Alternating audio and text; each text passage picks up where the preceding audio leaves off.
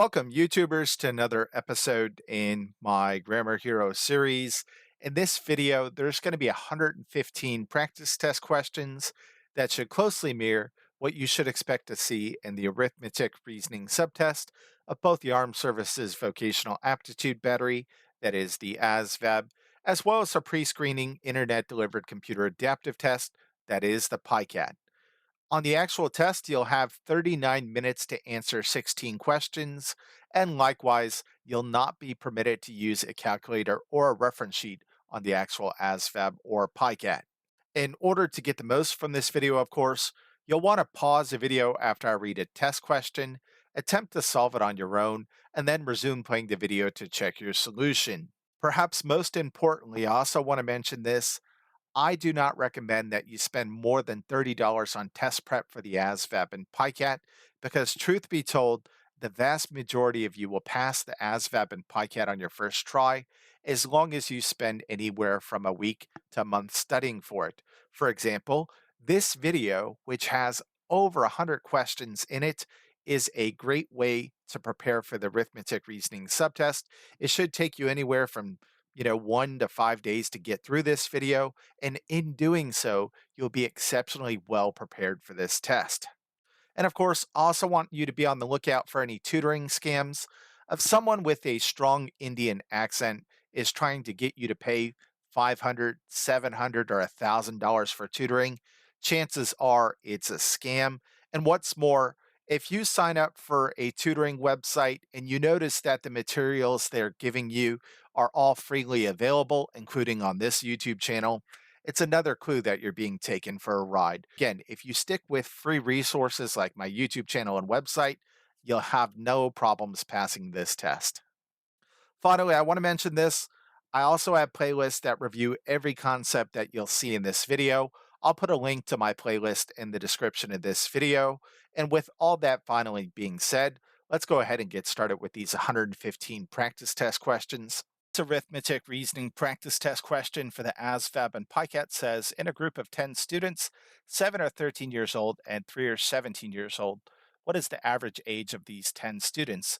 So normally, to calculate an average, you would take the sum of the data points that you're given and you divide by how many data points you added together. In this case, we're actually going to calculate a weighted average. Again, we're still going to divide by the number of things we add together. In that case, it's going to be 10 since there are 10 students in this group. That said, we don't have their individual ages. Instead, we're told that 7 are 13 years old. So that's going to look like this: 7 times 13 plus uh, 3 are 17 years old. So that's going to be 3 times 17. And just like that, we're able to calculate our weighted average. And I'm going to do this math off to the side. Again, we have 13 times 7. 3 times 7 is 21, carry a 2. 1 times 7 is 7 plus 2 is 7, 8, 9. So this becomes 91 plus, again, this is over 10. 17 times 3, we have 17 times 3. 7 times 3 is 21, carry a 2. 1 times 3 is 3 plus 2 is 5. So this is 91 plus 51 divided by 10. If you can't do 91 plus 51 mentally, do it off to the side. Again, there's no shame in doing that on test day. This is 1 plus 1 or 2. 9 plus 5 is 14. This is 142 divided by 10. And the beauty about this problem is whenever you divide a number by a power of 10, such as 10, 100, 1,000, and so on, you just take that number, the decimal in that number. So in 142, there's technically a decimal at the end of it right here. And you shift it to the left according to how many zeros there are in the number you're dividing by. So we have 1, 0, and 10. All we have to do is move this one place to the left to make this 14.2. So the average of the 10 students' ages is C, 14.2. This arithmetic reasoning practice test question for the ASVAB and PiCAT says a decorator removes equal size corners from a rectangular piece of fabric to create a tablecloth as shown in the illustration. What is the area of the tablecloth? So we need to figure out what type of shape we have for our tablecloth. If it's a square, its two diagonals are going to be equal. That is, D1 is going to be equal to D2. If the diagonals are not equal, we have either a diamond or a rhombus. So let's quickly check the length of our diagonals. Here's one diagonal. You can see it's going to be 3 plus 3. And we have 3 here and 3 here. So diagonal 1 is 3 plus 3 or 6. Here's our second diagonal. You can see it's 4 plus 4. So diagonal 2 is 8. Our two diagonals are not equal to each other, so we're not working with the square in this case, which means we got to find a different way to solve it. And it's actually fairly easy to solve this one. I'm going to find the area of this big rectangle. Again, if this is 4, this is 4. If this is 3, this is 3. How do you find the area of rectangle? It's length times width. So we're going to use these dimensions to find the area of this big rectangle. Minus 4 times, what do we have in these corners? We have triangles. So if I find the area of one of these triangles and multiply it by 4 and subtract that, I'll know the area of the tablecloth. How do you find the area of a triangle? It's 1/2 times base times height. So area of a big rectangle, again, its length is 3 plus 3 or 6. Its width is 4 plus 4 or 8 minus 4 times 1/2 times base. What's the base of this right triangle right here? It's 3. What's its height? It's right here. It's 4. All right, this math is very simple to do. 6 times 8 is 48 minus 4 times 3 times 4 is 12. 1/2 of 12 is 6. So this is 48 minus 4 times 6 is 24. 48 minus 24, I'll do off to the side for you. 8 minus 4 is 4. 4 minus 2 is 2. So the area of this tablecloth is C 24 square feet. Again, this is not a square. We determined that by looking at its lengths of its diagonals. And to find the area of the tablecloth, we found the area of the big rectangle. And from that, we subtracted each of the 1, 2, 3, 4 triangles in each corner. So that is that one. This arithmetic reasoning practice test question for the ASVAB and PiCAT says two tanks are each partially filled with 60 gallons of water.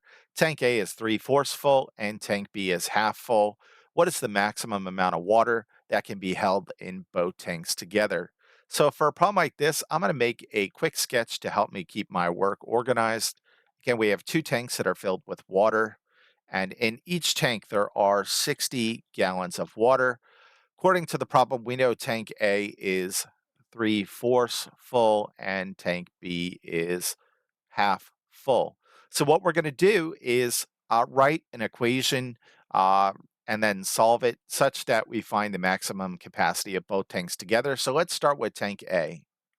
And what is the equation I'm going to write? Well, 60 gallons is equal to 3/4 of the maximum capacity of tank A. So that's going to be 3/4 times X, where X refers to the maximum capacity of tank A. So all I have to do is solve this equation for X.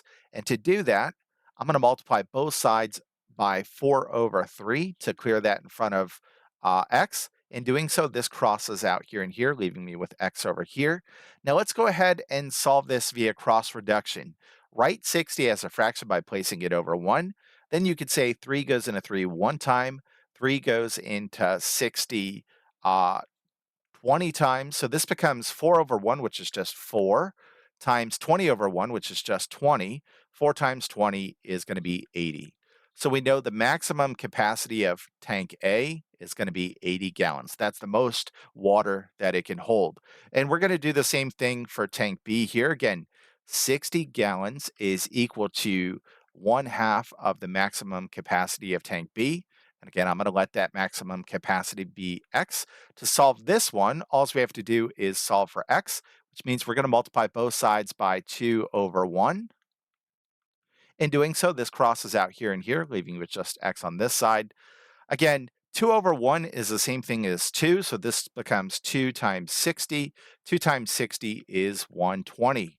So the maximum capacity of tank B is 120 gallons. How much water can they hold together? Well, tank B can hold 120 gallons. Tank A can hold 80 gallons. Just add these together.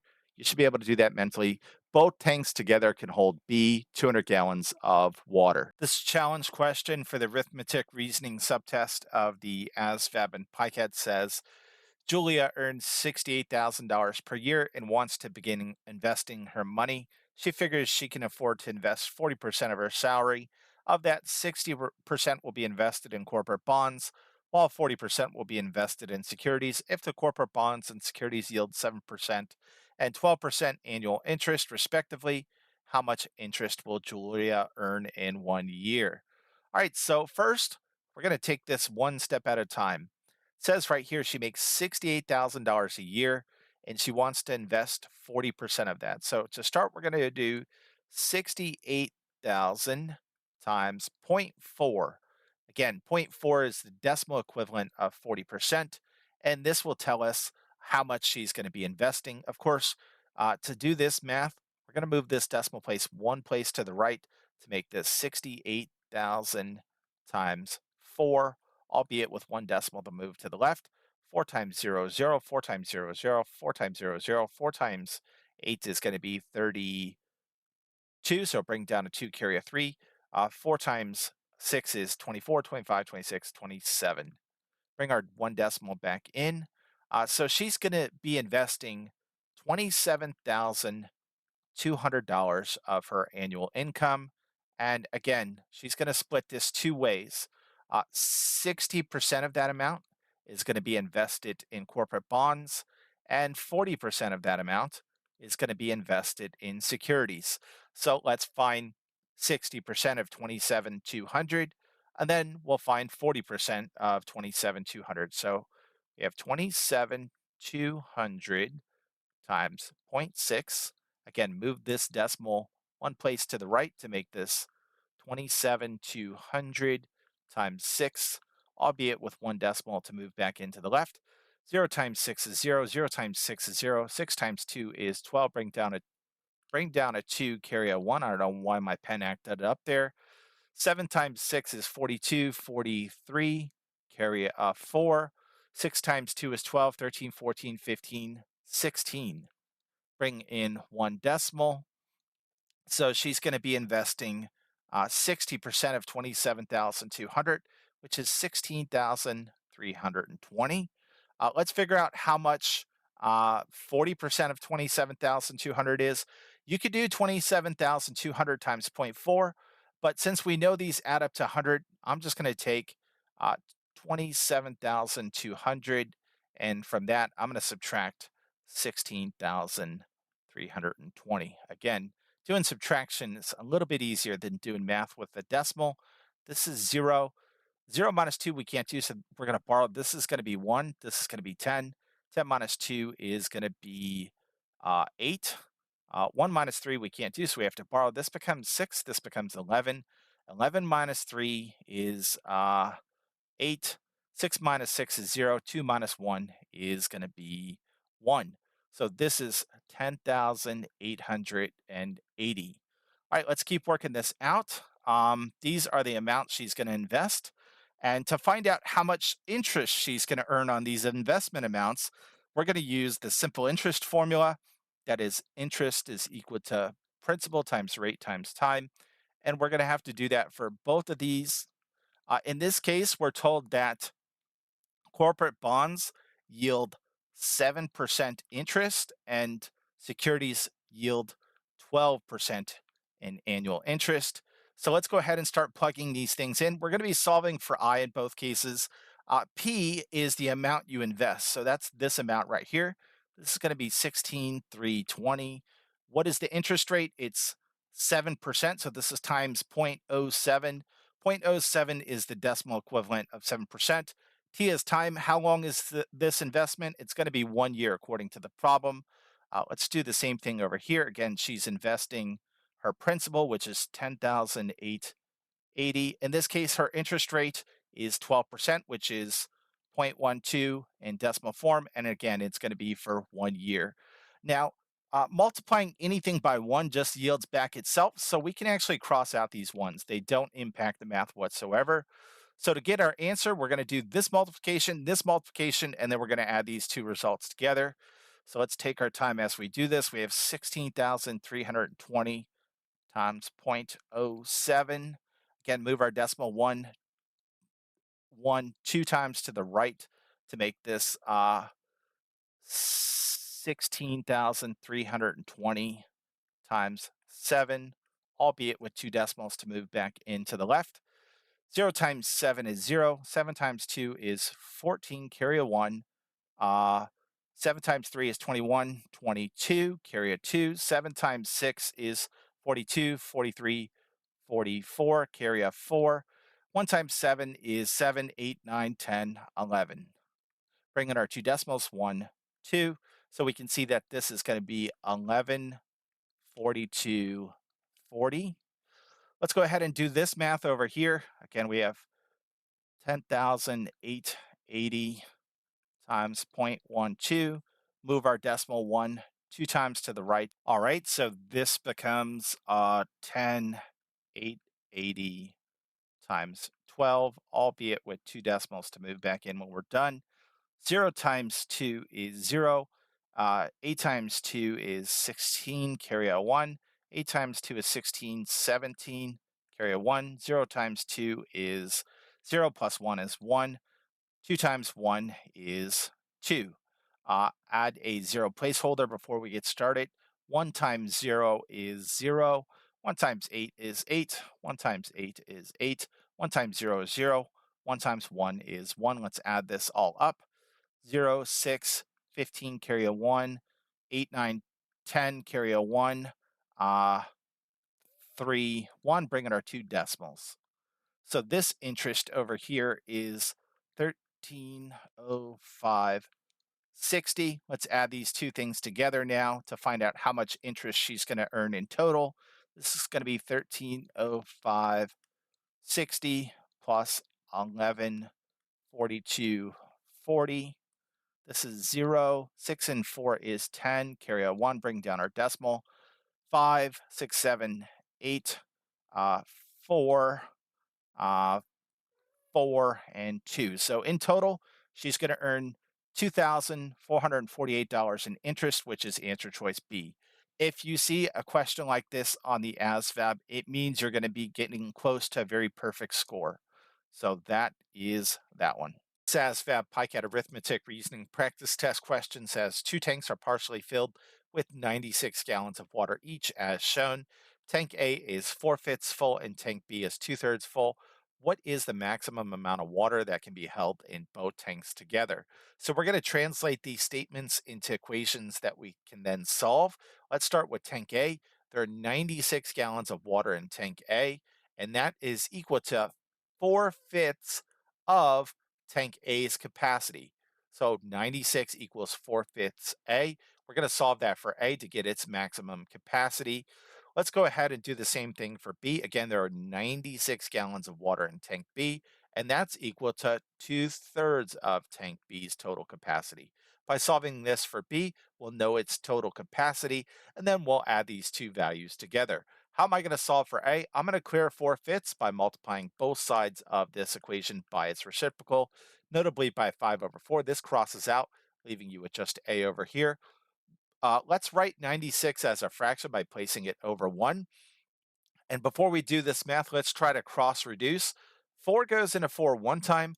How many times does 4 go into 96? We'll do 96 divided by 4 off to the side. 4 goes into 9 two times without going over. 4 times 2 is 8. 9 minus 8 is 1. Drop down this 6. 4 times 4 is exactly 16. So this is 4 goes into 4 one time. 4 goes into 96 24 times. This is 5/1, which is just 5, times 24/1, which is just 24. So A is equal to 5 times 24. If you can't do that mentally, do it off to the side. 24 times 5. 4 times 5 is 20. Bring down a 0, carry a 2. 2 times 5 is 10, plus 2 is 12. So tank A has a maximum capacity of 120 gallons. Let's find the maximum capacity of tank B. Again, we're going to get rid of this 2/3 in front of B by multiplying both sides of this equation by its reciprocal, notably by 3/2. This crosses out here and here, leaving you with B on this side. And again, we're going to write 96 as a fraction by placing it over 1. And we're going to cross reduce. 2 goes into 2 one time. How many times does 2 go into 96? We'll do 96 divided by 2 very quickly. 2 goes into 9 4 times without going over. 2 times 4 is 8. 9 minus 8 is 1. Drop down this 6. 2 times 8 is 16. So we have no remainder. So this says 2 goes into 96 48 times. So this is 3 over 1, which is just 3, times 48 over 1, which is 48. So B is 3 times 48. Again, if you can't do that mentally, do it off to the side. We have 48 times 3. 3 times 8 is 24, carry a 2. 3 times 4 is 12, 13, 14. So tank B's maximum capacity is 144 gallons. How much water can they both hold together? Well, we have 120 gallons in tank A, 144 gallons in tank B. So we'll do 144 plus 120. That's going to be 462. So they can hold 264 gallons together. Pretty tedious problem, but pretty simple math to do it. This ASVAB PiCAT arithmetic reasoning practice test question says a submarine is cruising at a depth of 500 feet below sea level. If it ascends at a rate of 50 feet per minute to a depth of 50 feet in order to raise its periscope, how long will it take for it to ascend? So it's going from a depth of 500 feet to 50 feet. In other words, it's going to ascend 450 feet. Again, 500 minus 50 is 450. All right, and the question is this: how long will it take to ascend those 450 feet? If it ascends at a rate of 50 feet per minute, cross out these units, cross out these corresponding zeros. 45 divided by 5 is 9, so it's going to take it be 9 minutes to ascend to a depth of 50 feet. This arithmetic reasoning practice test question for the ASVAB and PiCAT says if half an inch equals 15 miles on a map scale, how many miles would 2.5 inches equal on the same scale? So you can solve this one using a proportion. Again, proportions are nothing more than two fractions that are set equal to each other. In this case, we know half of an inch corresponds to 15 miles, and we want to know how many miles 2.5 inches correspond to. So that's going to be X number of miles. To solve proportions, you do cross multiplication. So we have 1/2 X equals 15 times 2.5. Now, I know many of you can solve this one mentally much quicker, but that said, let's go ahead and work it out step by step. We have 15 times 2.5. I'm going to do this off to the side. I'm going to write 15 as a fraction by placing it over 1. And I'm going to write 2.5 as an improper fraction. 2 times 2 is 4 plus 1 is 5. So this is 5 over 2. When you multiply fractions, you multiply straight across. In other words, we do 1 times 2, which is 2. 15 times 5, you should be able to do that mentally. 15, 30, 45, 60, 75. So this is 75 over 2.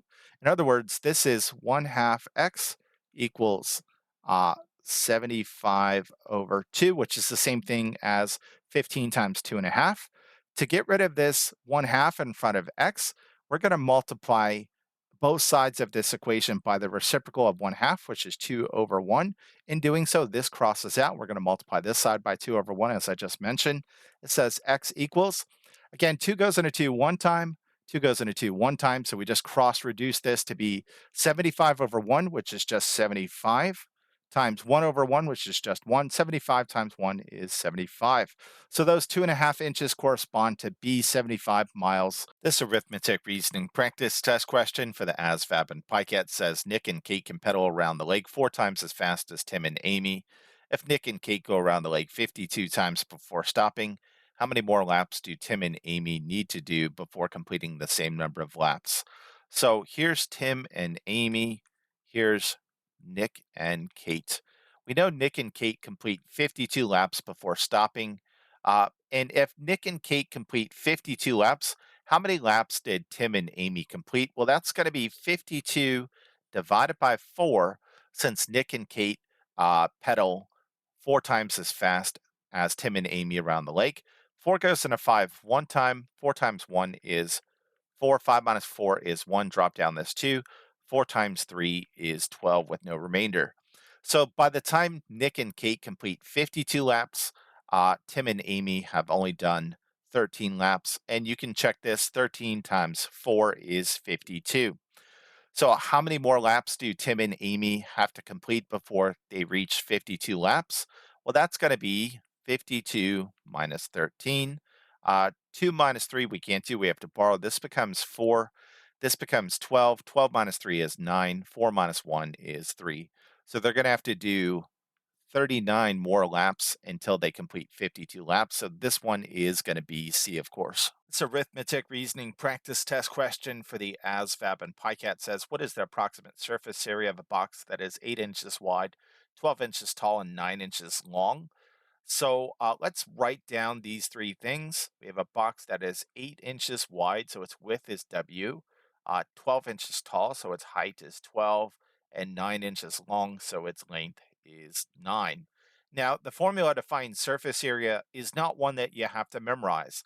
Just remember this. The surface area of a rectangular prism, which is a box, looks like this. 2 times, and we put something in parentheses, plus 2 times, we put something in parentheses, plus 2 times, and again, we're going to put something in parentheses. Well, what do we put in these three sets of parentheses? All we have to do is multiply all three of these things together. So in this one, I could do width times height. In this one, I could do width times length. And in this one, I could do height times length. As long as you know that, you don't really have to memorize this formula. That said, let's go ahead and plug these values in. Width and height is 8 times 12 plus width and length is going to be 8 times 9 plus height and length is 12 times 9. All right, let's work this out. Now, if you don't remember what 12 times 8 is, you can always do it off the side. Again, you have 12 times 8. That's 16, carry a 1, 8, 9. So this is 2 times 96 plus 8 times 9. You can use your hand for that one. You know, that's going to be 2 times 72 plus 2. 12 times 9, if you don't remember that one, do it off to the side. We have 12 times 8 over there. You could add 12 to that, or you could do it this way. 2 times 9 is 18, carry a 1. 1 times 9 is 9, plus 1 is 10. So this is 2 times 108. All right, so now we got to work out 2 times 96, 2 times 72, and 2 times 108. I'm going to do that down here. 96 times 2. Again, 6 times 2 is going to be 12. Carry a 1. 2 times 9 is 18, 19. So this is 192. Plus, let's do 72 times 2 right here. 2 times 2 is 4. 7 times 2 is 14. So that's 144. And then 2 times 108, 108 times 2.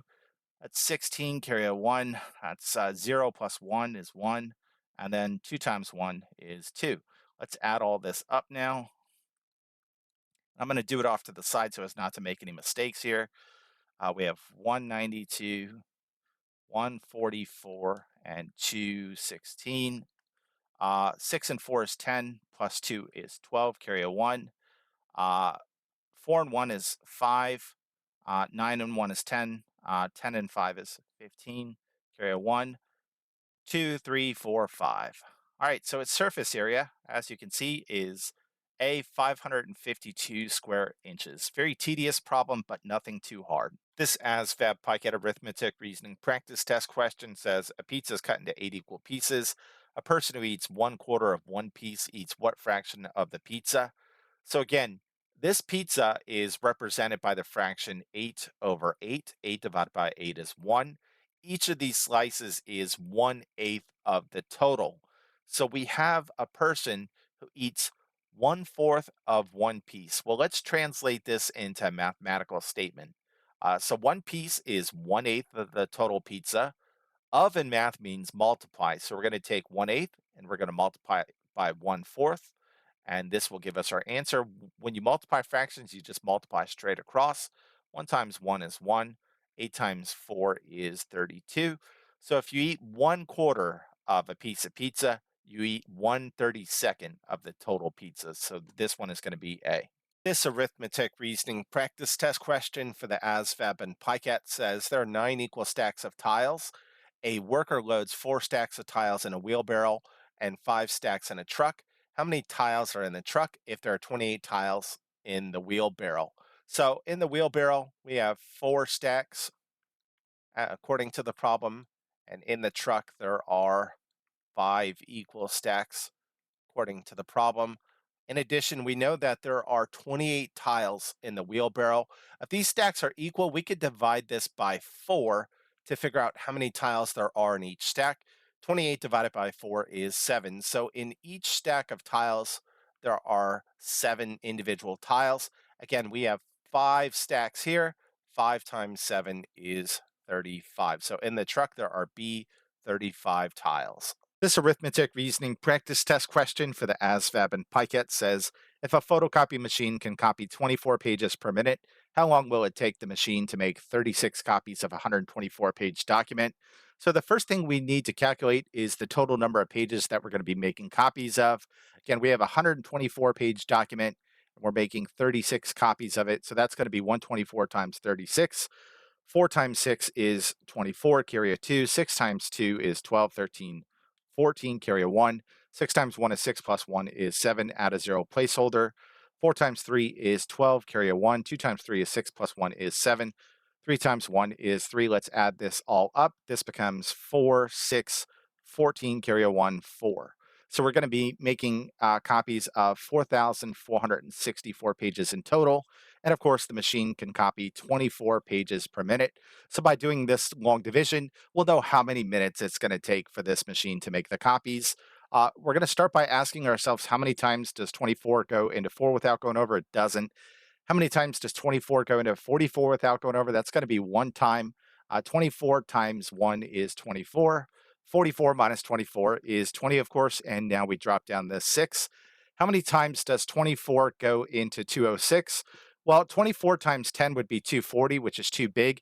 If you subtract 24 from 240, that's still going to be too big. So this has to be 8. And I'm going to do this math off to the side just to confirm that. 4 times 8 is 32, carry a 3. 8 times 2 is 16, 17, 18, 19. So this is going to be 24 goes into 206 8 times without going over. 24 times 8 is 192. Um, 6 minus 2, of course, is 4. 0 minus 9 we can't do. We're going to borrow this. This is going to become 1. This will become 10. 10 minus 9 is 1. 1 minus 1 is 0. Again, we got to drop down this 4 now. Now, how many times does 24 go into 44? 12 times 12 would be 144. Therefore, 24 times 6 is exactly 144 with no remainder. So in other words, it's going to take 186 minutes for this machine to make the 36 copies of the 124-page document.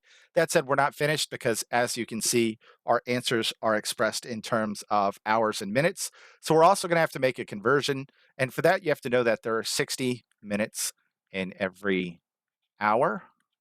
So 60 minutes is 1 hour, 120 minutes is 2 hours, and 180 minutes is 3 hours.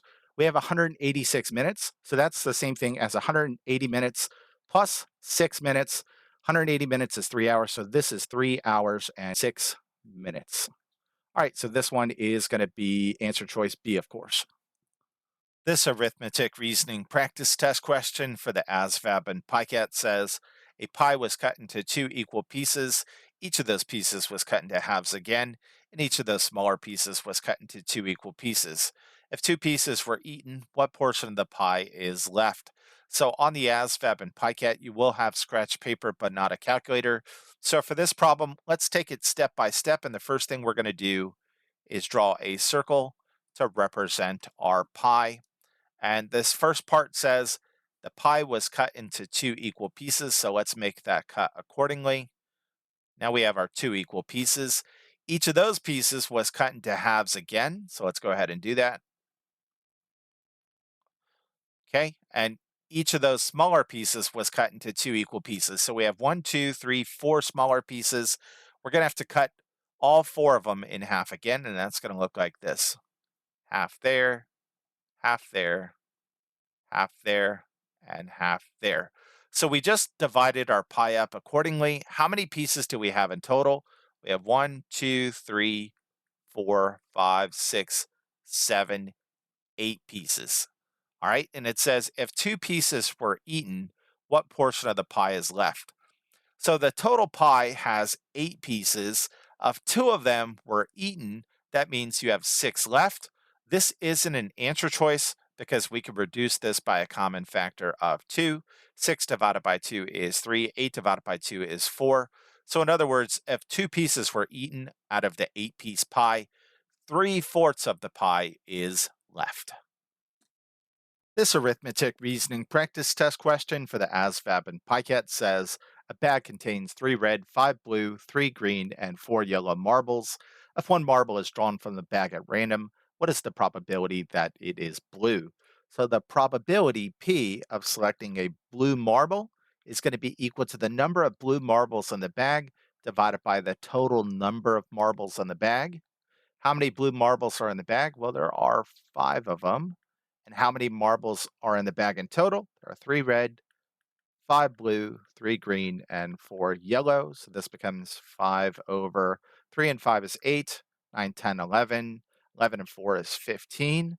And you're probably saying, why isn't this an answer choice? Because we can reduce 5 and 15 by a common factor of 5. 5 divided by 5 is 1. 15 divided by 5 is 3. So your odds of selecting a blue marble from the bag at random are 1/3, which is about 33.3% repeating. So this one is B, of course. This arithmetic reasoning practice test question for the ASVAB and PiCAT says a sold out concert hall seated a total of 8,000 people. If there were 1,400 children seated, 5,000 men seated, and the rest were women, what percentage of the seats were occupied by women? So the first thing we have to figure out is how many women are in the concert hall. And to do that, we're going to take the 8,000 people who are in the concert hall. We're going to subtract the 500 men who are there. 8,000 minus 5,000 is going to be 3,000. And then from the remaining 3,000 people, we're going to subtract the 1,400 of them who are children. 0 minus 0, 0, 0 minus 0, 0. 0 minus 4 we can't do, so we have to borrow. This becomes 2. This becomes 10. 10 minus 4 is 6. 2 minus 1 is 1. So this means that 1,600 of the 8,000 people in the concert hall are women. So all we have to do is convert this fraction to a decimal and then a percent. The easiest way to do that is to start by crossing out these corresponding zeros. This reduces to 16 over 80, and you should recognize that 16 and 80 have a common factor of 8. Specifically, 16 divided by 8 is 2. 80 divided by 8 is 10. And you should know that 2/10 is the same thing as zero point 0.2, which is the same thing as 20%. So this one is going to be B, 20%. This arithmetic reasoning practice test question for the ASVAB and PiCAT says during a service call, an electrician used 13 and 1/3 feet of wire from a brand new spool, leaving 38 and 2/5 feet of wire on the spool. How many total feet of wire were originally on the spool? So to figure this one out, we're simply going to do 13 and 1/3 plus 38 and 2/5.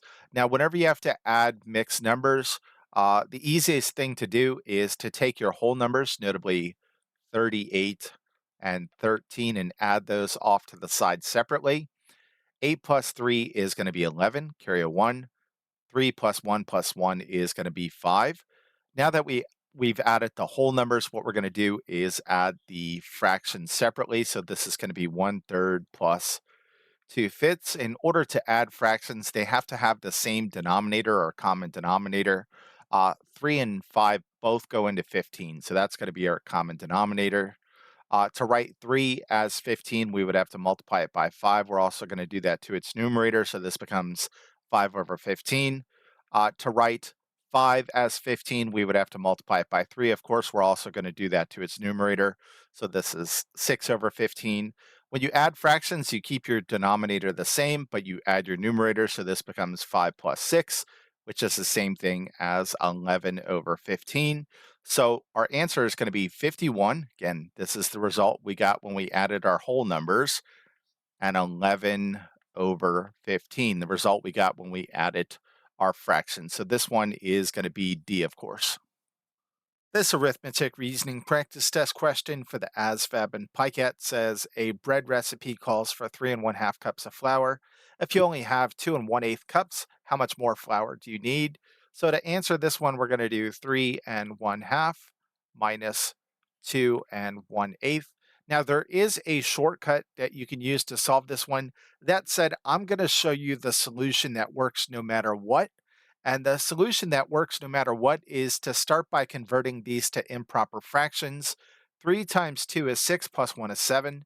So this is 7 over 2 minus uh, 2 times 8 is 16 plus 1 is 17 over 8. All right, now that we converted these mixed numbers to improper fractions, we're subtracting fractions. And in order to subtract fractions, they have to have the same or a common denominator. 2 and 8 both go into 8. So we're going to rewrite one of these such that it has a denominator of 8. And of course, 17 over 8 already has a denominator of 8, so we don't have to rewrite it. To write 2 as 8, we would have to multiply it by 4, and we're also going to do that to its numerator. 2 times 4 is 8. 7 times 4 is 28. So this is 28 over 8 minus 17 over 8. Now that we have a common denominator, all we have to do is this. Again, we're not going to change our denominator, but this becomes 28 minus 17 over 8, which is going to be 11 over 8. Now that we've solved this one, all we have to do is take this improper fraction and convert it back to a mixed number via long division. This says 11 divided by 8. How many times does 8 go in 11 without going over? That's one time. 8 times 1 is 8. 11 minus 8 is 3. And just like that, we have enough to write our mixed number. This 1's going to be our whole number. This remainder of 3 is going to be our numerator. And this 8 is going to be our denominator. So to answer this question, you need 1 3/8 cups more of flour for the bread recipe. This arithmetic reasoning practice test question for the ASVAB and PiCAT says, in the school cafeteria, a student bought a sandwich for 77 cents, milk for 26 cents, and pie for 52 cents. How much did the meal cost? So, not surprisingly, this is a pretty easy problem, but I want to remind you of the fact that the ASVAB and PiCAT are both computer adaptive tests. So, in the beginning of both those tests, you will see questions that are as simple as this one. In this case, we're going to add 77 cents, which we're going to write like this: 0.77, 26 cents, that is 0.26, and 52 cents, that is 0.52 all together. Take your time as you do this because you don't want to get something as simple as this one wrong. 7 and 6 is going to be 13, 14, 15, carry a 1. 7 and 3 is 10, plus 5 is 15, carry a 1. Drop down our decimal in place. 1 plus 3 zeros is just 1. So how much did the meal cost? It was $1.55. So this one is C, of course. This arithmetic reasoning practice test question for the ASVAB and PiCAT says if a person walked a dog 2/3 of a mile on Thursday and 5/7 of a mile on Friday, what total number of miles did the person walk the dog? So in this case, we're simply going to be adding 2/3 and 5/7. That is to say, we're adding two fractions together. In order to add fractions, they have to have a common or the same denominator. You should look at this and say 3 and 7 have a common denominator of 21. And in order to write 2/3 with a denominator of 21, we would have to multiply 3 by 7. We're also going to do that to its numerator. 7 times 3 is 21. 7 times 2 is 14. To write 7 as 21, we have to multiply it by 3. We'll also have to do that to its numerator. 7 times 3 is 21. 5 times 3 is 15. Now, if you couldn't identify their common denominator, you could always list out the factors of 3 and 7 until you find the one they have in common. 3, 6, 9, 12, 15, 18, 21, 7, 14, 21. You can see that they have 21 in common. You should not have to do this on test day. If you have to list out factors to find a common denominator, it means you're probably not ready to go and take this test. All right, now that we're adding two fractions with a common denominator of 21, we keep our denominator the same, and then we do 14 plus 15. 14 plus 15 is going to be 29. So this is 29 over 21. Of course, this isn't an answer choice because this is an improper fraction and we can convert it back to mixed number via long division. Again, I could read this as 29 divided by 21. 21 goes into 29 one time without going over. 1 times 21 is 21. 29 minus 21 is 8. And just like that, we have enough to write our mixed number. This 1 is going to be our whole number. This remainder of 8 is going to be our numerator. And this 21 is going to be our denominator. So you can see that this one is A. Arithmetic reasoning practice test question for the ASVAB and PiCAT says a local paving company has been contracted to pave a parking lot that is 180 feet long and 100 feet wide. If one drum of paving asphalt mix will cover 1,200 square feet, how many drums of paving asphalt mix should be delivered to the job site? So first we have to find the area that they're trying to pave. According to the problem, we're going to say it's a rectangle, so its area is going to be length times width. This is going to be 180 times 100. Now, if you can't do that math mentally, I strongly encourage you to do this one off to the side. Again, we have 180 times 100. We're going to have a lot of zeros here, and we're going to have to be careful to line them up correctly. 0 times these three numbers is going to give you 3 zeros. Before we start multiplication with this 0, we have to add a 0 placeholder. Again, 0 times these three gives you 3 zeros. Before we start multiplication with that 1 now, we have to add 2 0 placeholders. 1 times 0 is 0. 1 times 8 is 8. 1 times 1 is 1. Now let's add all this up. 0, 0, 0, 8, 1. This is 18,000. So they have 18,000 square feet of asphalt to pave. And we're going to divide this by the amount of square feet that each mix covers, and that's 1,200. Cross out our corresponding zeros. This leaves us with 180 over 12. If you want to do the long division to make this easier, you can. 180 divided by 12. How many times does 12 go into 18 without going over? That's 1 time. 12 times 1 is 12. 18 minus 12 is 6. Drop down this 0. 12 times 5 is exactly 60. So it's going to take B 15 drums of the asphalt mix to pave this parking lot. ASVAB PiCAT Arithmetic Reasoning practice test question for the ASVAB and PiCAT says tennis court is 78 feet long, divided into 2 halves by a net. For singles play, the court is 27 feet wide. For doubles play, an additional 4.5 feet are allowed to be used along each of the 2 longer sides. How much larger is the area of the doubles court than the singles court? So we're talking about a tennis court. Both of those are going to be rectangles, so their areas are going to be length times width. And both courts, what's more, have a length of 78. So let's go ahead and write that in for both of these areas. What is the width of the singles court? Well, according to the problem, it's 27 feet. What is the width of the doubles court? Well, according to the problem, you get an extra 4.5 feet here and an extra 4.5 feet here. 4.5 and 4.5 is 9. 9 plus 27 gets you to 36 as your width for that. Now you have to do some tedious math. We're going to multiply these out, and then we're going to subtract a bigger area from the smaller area. And I'm going to do that right here so I don't make any mistakes here. 7 times 8 is 56, carry a 5. 7 times 7 is 49, plus 5 is 54. Add a 0 placeholder. 2 times 8 is 16, carry a 1. 7 times 2 is 14, plus 1 is 15. Let's add these up. This is going to be 6, 10, so bring down a 0, carry a 1, 10, 11, carry a 1, 1 plus 1 is 2. So the area of the smaller court is 2,106 square feet. Let's do this math over here. We have 78 times 36. 8 times 6 is going to be 48, carry a 4. 7 times 6, 42, 43, 44, 45, 46. Add a 0 placeholder. 8 times 3 is 24, carry a 2. 7 times 3 is 21, 22, 23. Let's add this up now. 8, again, this is 10, so carry a 1, 7, 8, and then 2. So the area of the doubles court is 2,808.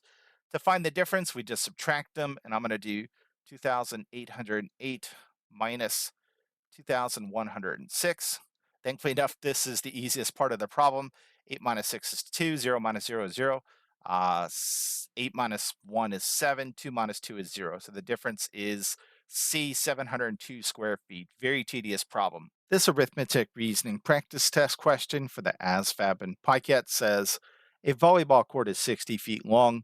For children, the court is 20 feet wide. For adults, an additional 5 feet are added along each side of the court to increase its width. How much larger is the area of the adult court than the youth court? So, first and foremost, you should recognize that both the youth court and the adult court are in the shape of a rectangle. How do you find the area of a rectangle? It's simply length times width. All right, and I'm going to say this one's the youth court and this one is the adult court. According to the problem, both of the courts are 60 feet long. All right, so the length of both of these courts is 60 feet. The width of the youth court is 20 feet. So let's go ahead and plug that in. Now, for the adult court, they added an additional 5 feet on each side of the youth court to make it wider. And so to determine the width of the adult court, it's going to be 5 feet plus the 20 feet of the youth court plus 5 feet on the other side. This is 20 plus 5 or 30. So the width of the adult court is 30 feet. All right, and you should be able to do this part mentally. What is 60 times 20? Well, 6 times 2 would be 12. 60 times 20 is going to be 1,200. So its area is 1,200 square feet. 6 times 3 likewise is 18. 60 times 3 is going to be 1,800 square feet. And what is the difference in their areas? Well, it's going to be 1,800 minus 1,200. Again, you should be able to do this mentally, but if you can't, 0, 0, 8 minus 2 is 6. 1 minus 1 is nothing. So the adult court is 600 square feet larger in terms of its area than the youth court. This arithmetic reasoning practice test question for the ASVAB and PiCAT says this. 5 people who work 8 hours per day can assemble 400 toys in a 5-day work week. What is the average number of toys assembled per hour per person? So we have 5 people, they work 8 hours a day, and they work 5 days a week. By doing 5 times 8 times 5, we'll figure out how many hours they're working per week combined. That's 5 times 8, which is 40. 40 times 5 is 200. So for a 5-day work week, they're all working 200 hours. For that entire week, they produce 400 toys. So if we do 400 divided by 200, this will tell us how many uh, toys they're making per hour per person. Cross out these corresponding zeros. 4 divided by 2 is 2. So in other words, each person makes an average of 2 toys per hour. This arithmetic reasoning practice test question for the ASVAB and PiCAT says, 2 brothers plan to mow lawns together. If one brother can mow 6 lawns in 1 hour and the other brother can mow 12 lawns in 1 hour and 30 minutes, how many lawns can they mow together in 2 hours? So the easiest way to think about this problem is if those brothers work at different homes, albeit at the same time. And if you think about it that way, all we have to do is calculate how many lawns one brother can mow in 2 hours and add that with the number of lawns the other brother can mow in 2 hours. So let's go ahead and take a look at this problem. Right here, it says one brother can mow 6 lawns in 1 hour. So he can mow 6 lawns in 1 hour. And again, we want to know how many lawns they can mow together in 2 hours. So to figure out how many lawns he can mow in 2 hours, we're just going to multiply this by 2. 6 times 2 is 12. So he can mow 12 lawns in 1 times 2 is 2 hours. All right, so we figured out how many lawns this brother can mow in 2 hours. So let's talk about the other brother.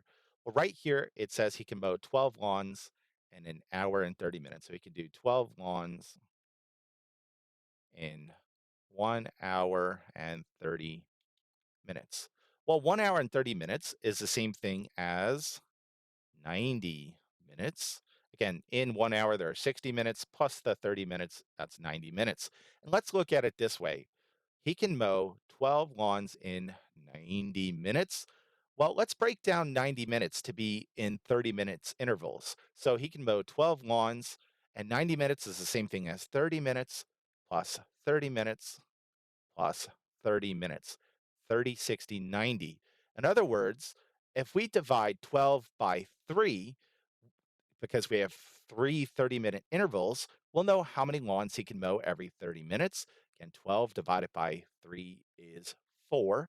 So that means this brother can mow 4 lawns in 30 minutes.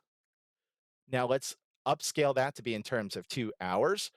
30 minutes, 60 minutes, 90 minutes, 2 hours. So we're going to multiply this by 4 to make it 2 hours. 4 times 4 is 16. So he can mow 16 lawns in, again, 30, 60, 90, 120. 120 minutes is the same thing as 2 hours.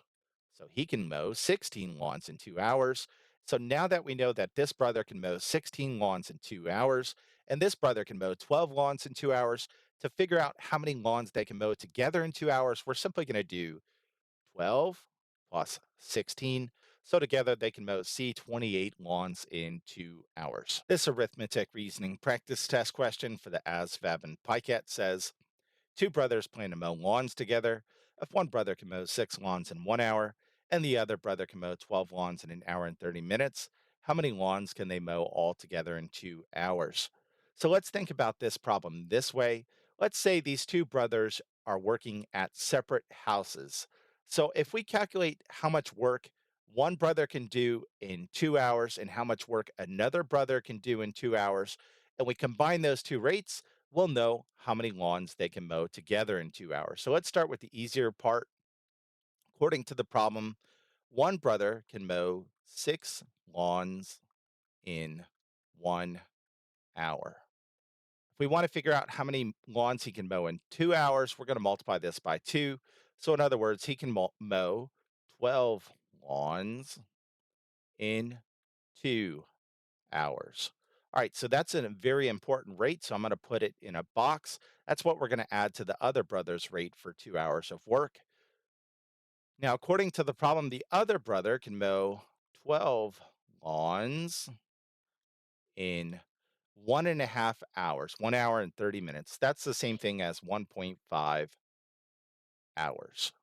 All right, so to figure out how many lawns he can mow in 2 hours, we're first going to figure out how many lawns he can mow in 1 hour. And to do that, we're going to do 12 divided by 1.5. We have to move this decimal one time to the right to make this 15. And at the same time, we're going to move this decimal one time to the right to make this 120. 120 divided by 15 is 8. 15 times 8 is exactly 120.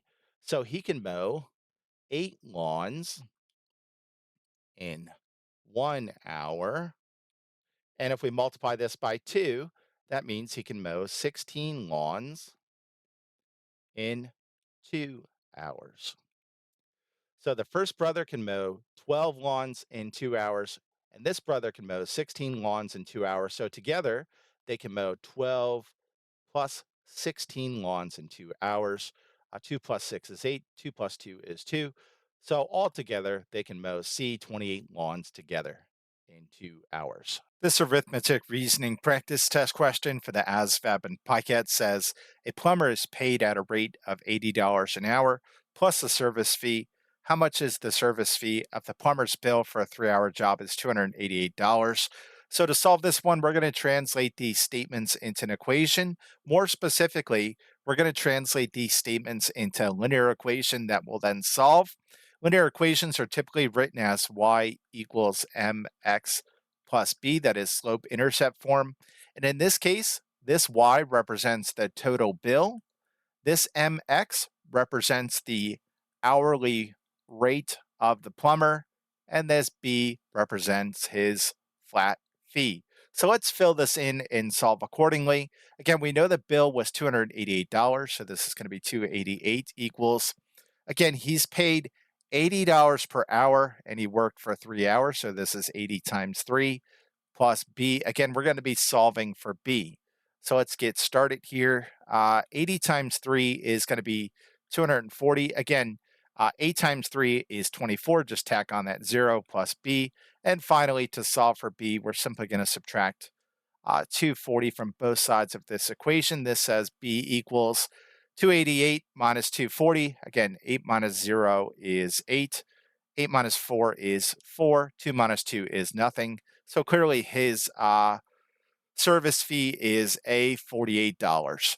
This arithmetic reasoning practice test question for the ASVAB and PiCAT says how many monthly payments must be made to repay an interest-free loan of $2,475 if each monthly payment is $55. So this is a simple long division problem. We're going to do 2,475 divided by 55. And we start by asking ourselves, how many times does 55 go into 2 without going over? It doesn't. How many times does it go into 24 without going over? It doesn't. How many times does it go into 247 without going over? Well, if you look at your answer choices, you can see that they all start with 4. So I'm going to say 4 times. If you can't do this one mentally, do it off to the side. What is 55 times 4? 5 times 4 is 20, carry a 2. 5 times 4 is 20, plus 2 is 22. So 55 times 4 is 220. Let's go ahead and subtract this out. 7 minus 0 is 7. 4 minus 2 is 2. 2 minus 2 is nothing. Drop down this 5.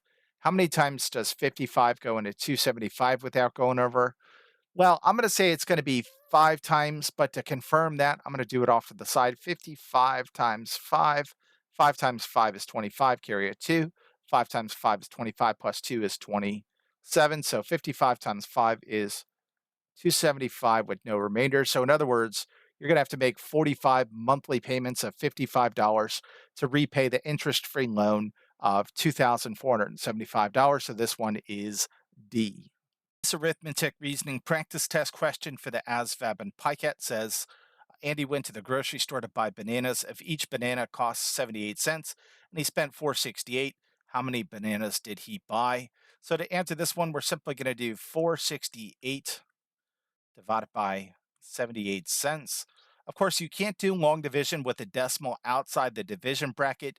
So we're going to take this decimal in 0.78 and shift it 2 times to the right to rewrite that as 78. And we're going to shift this decimal in 468 a corresponding number of times. That is 2 times to the right to rewrite that as 468. What is 468 divided by 78? Well, you know it's got to be one of these answer choices. I'm going to say it's going to be closest to 6. So off to the side, I'm going to do 78 times 6 and see if this gives me my answer. 8 times 6 is 48, so carry a 4. 7 times 6 is 42. 43, 44, 45, 46. So 78 times 6 is exactly 468 with no remainder. So we know that Andy must have bought B 6 bananas. You do have to be able to do long division with decimals for the ASVAB and PiCAT. This arithmetic reasoning practice test question for the ASVAB and PiCAT says the price of pistachios at a farmer's market is $5.40 per pound. This is 150% of their cost at a supermarket. How much would they cost per pound at the supermarket? So the first thing we're going to do is translate these statements into an equation that we'll then solve. Again, the price of pistachios at the farmer's market is 540 per pound. The problem says this is equal 150%. Well, the decimal equivalent of 150% is 1.5. So 540 equals 1.5 times their cost at the supermarket. Since that cost is unknown, we'll call that X. So again, to determine their cost at the supermarket, all we have to do is solve this equation for X. As it happens, it's a one-step equation, meaning we're just going to divide both sides by 1.5 in order to solve it. So this says X equals 5.4 divided by 1.5. We read this as long division, notably as 5.4 divided by 1.5. You can't do division when there's a decimal outside the division bracket, such as there is in 1.5. What you're going to have to do is take this decimal and shift it 1 time to the right to make it 15. And at the same time, you're going to take the decimal in 5.4 and shift it 1 time to the right as well to make it 54. Now we ask ourselves, how many times does 15 go into 54 without going over? Well, that's 15, 30, 45, 60. So 60 would be too big, so this is going to be 3 times. 15 times 3 is 45. Let's do this subtraction. 4 minus 5 we can't do. We're going to borrow. This becomes 4. This becomes 14. 14 minus 5 is 9. 4 minus 4 is 0. All right, again, there's a decimal here and a 0 that we can drop down to make this 90. Of course, we're going to have to bring that decimal into our answer. How many times does 15 go into 90 without going over? Again, use your fingers if you have to. 15, 30, 45, 60, 75, 90. So that's going to be 6 times 15 is 90 with no remainder. In other words, if these pistachios cost 5.40 per pound at the farmer's market, and that is 150% of their cost at the supermarket, then they cost $3.60 at the supermarket. So this one is B. ASVAB PiCAT Arithmetic Reasoning Practice Test question says, a pie is cut into 4 equal pieces. A person who eats 1/2 of one piece eats what fraction of the total pie? So here are our 4 equal pieces. They each represent 1/4 of the total pie. And this part of the question right here, 1/2 of one piece tells us exactly what to do.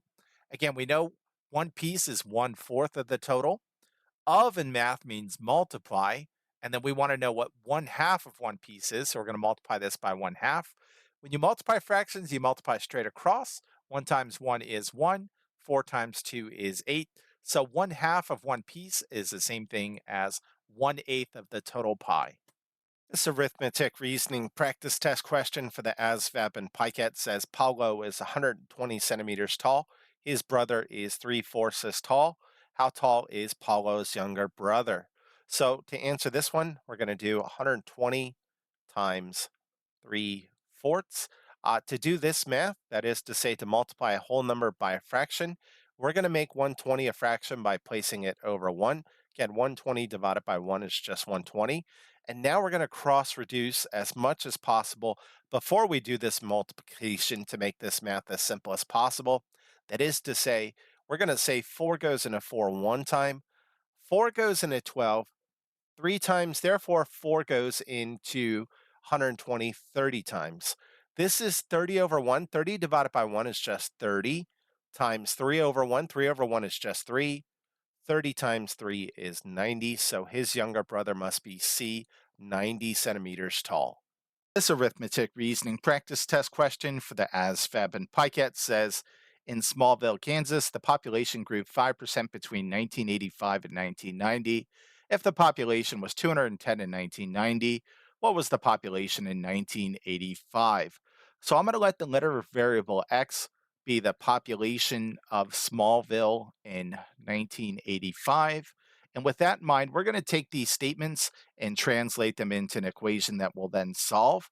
Again, we know its population in 1990 is 210 people. That's going to be equal to its population in 1985, which is X, plus a 5% growth in its 1985 population. So that's going to be 0.05, the decimal equivalent of 5%, times X, its population in 1985. Now, in case it's not obvious, I want to put a 1 in front of this X, and this becomes 210 equals, what is 1 plus 0.05? 1 plus 0.05 is 1.05x. So to determine its population in 1985, all we have to do is solve this equation for x. And I know many of you could have jumped right to this equation. That said, let's go ahead and solve this one. To get x by itself, we're going to divide both sides of this equation by 1.05. In doing so, this crosses out, leaving us with x over here. And you can see right here we have 210 divided by 1.05.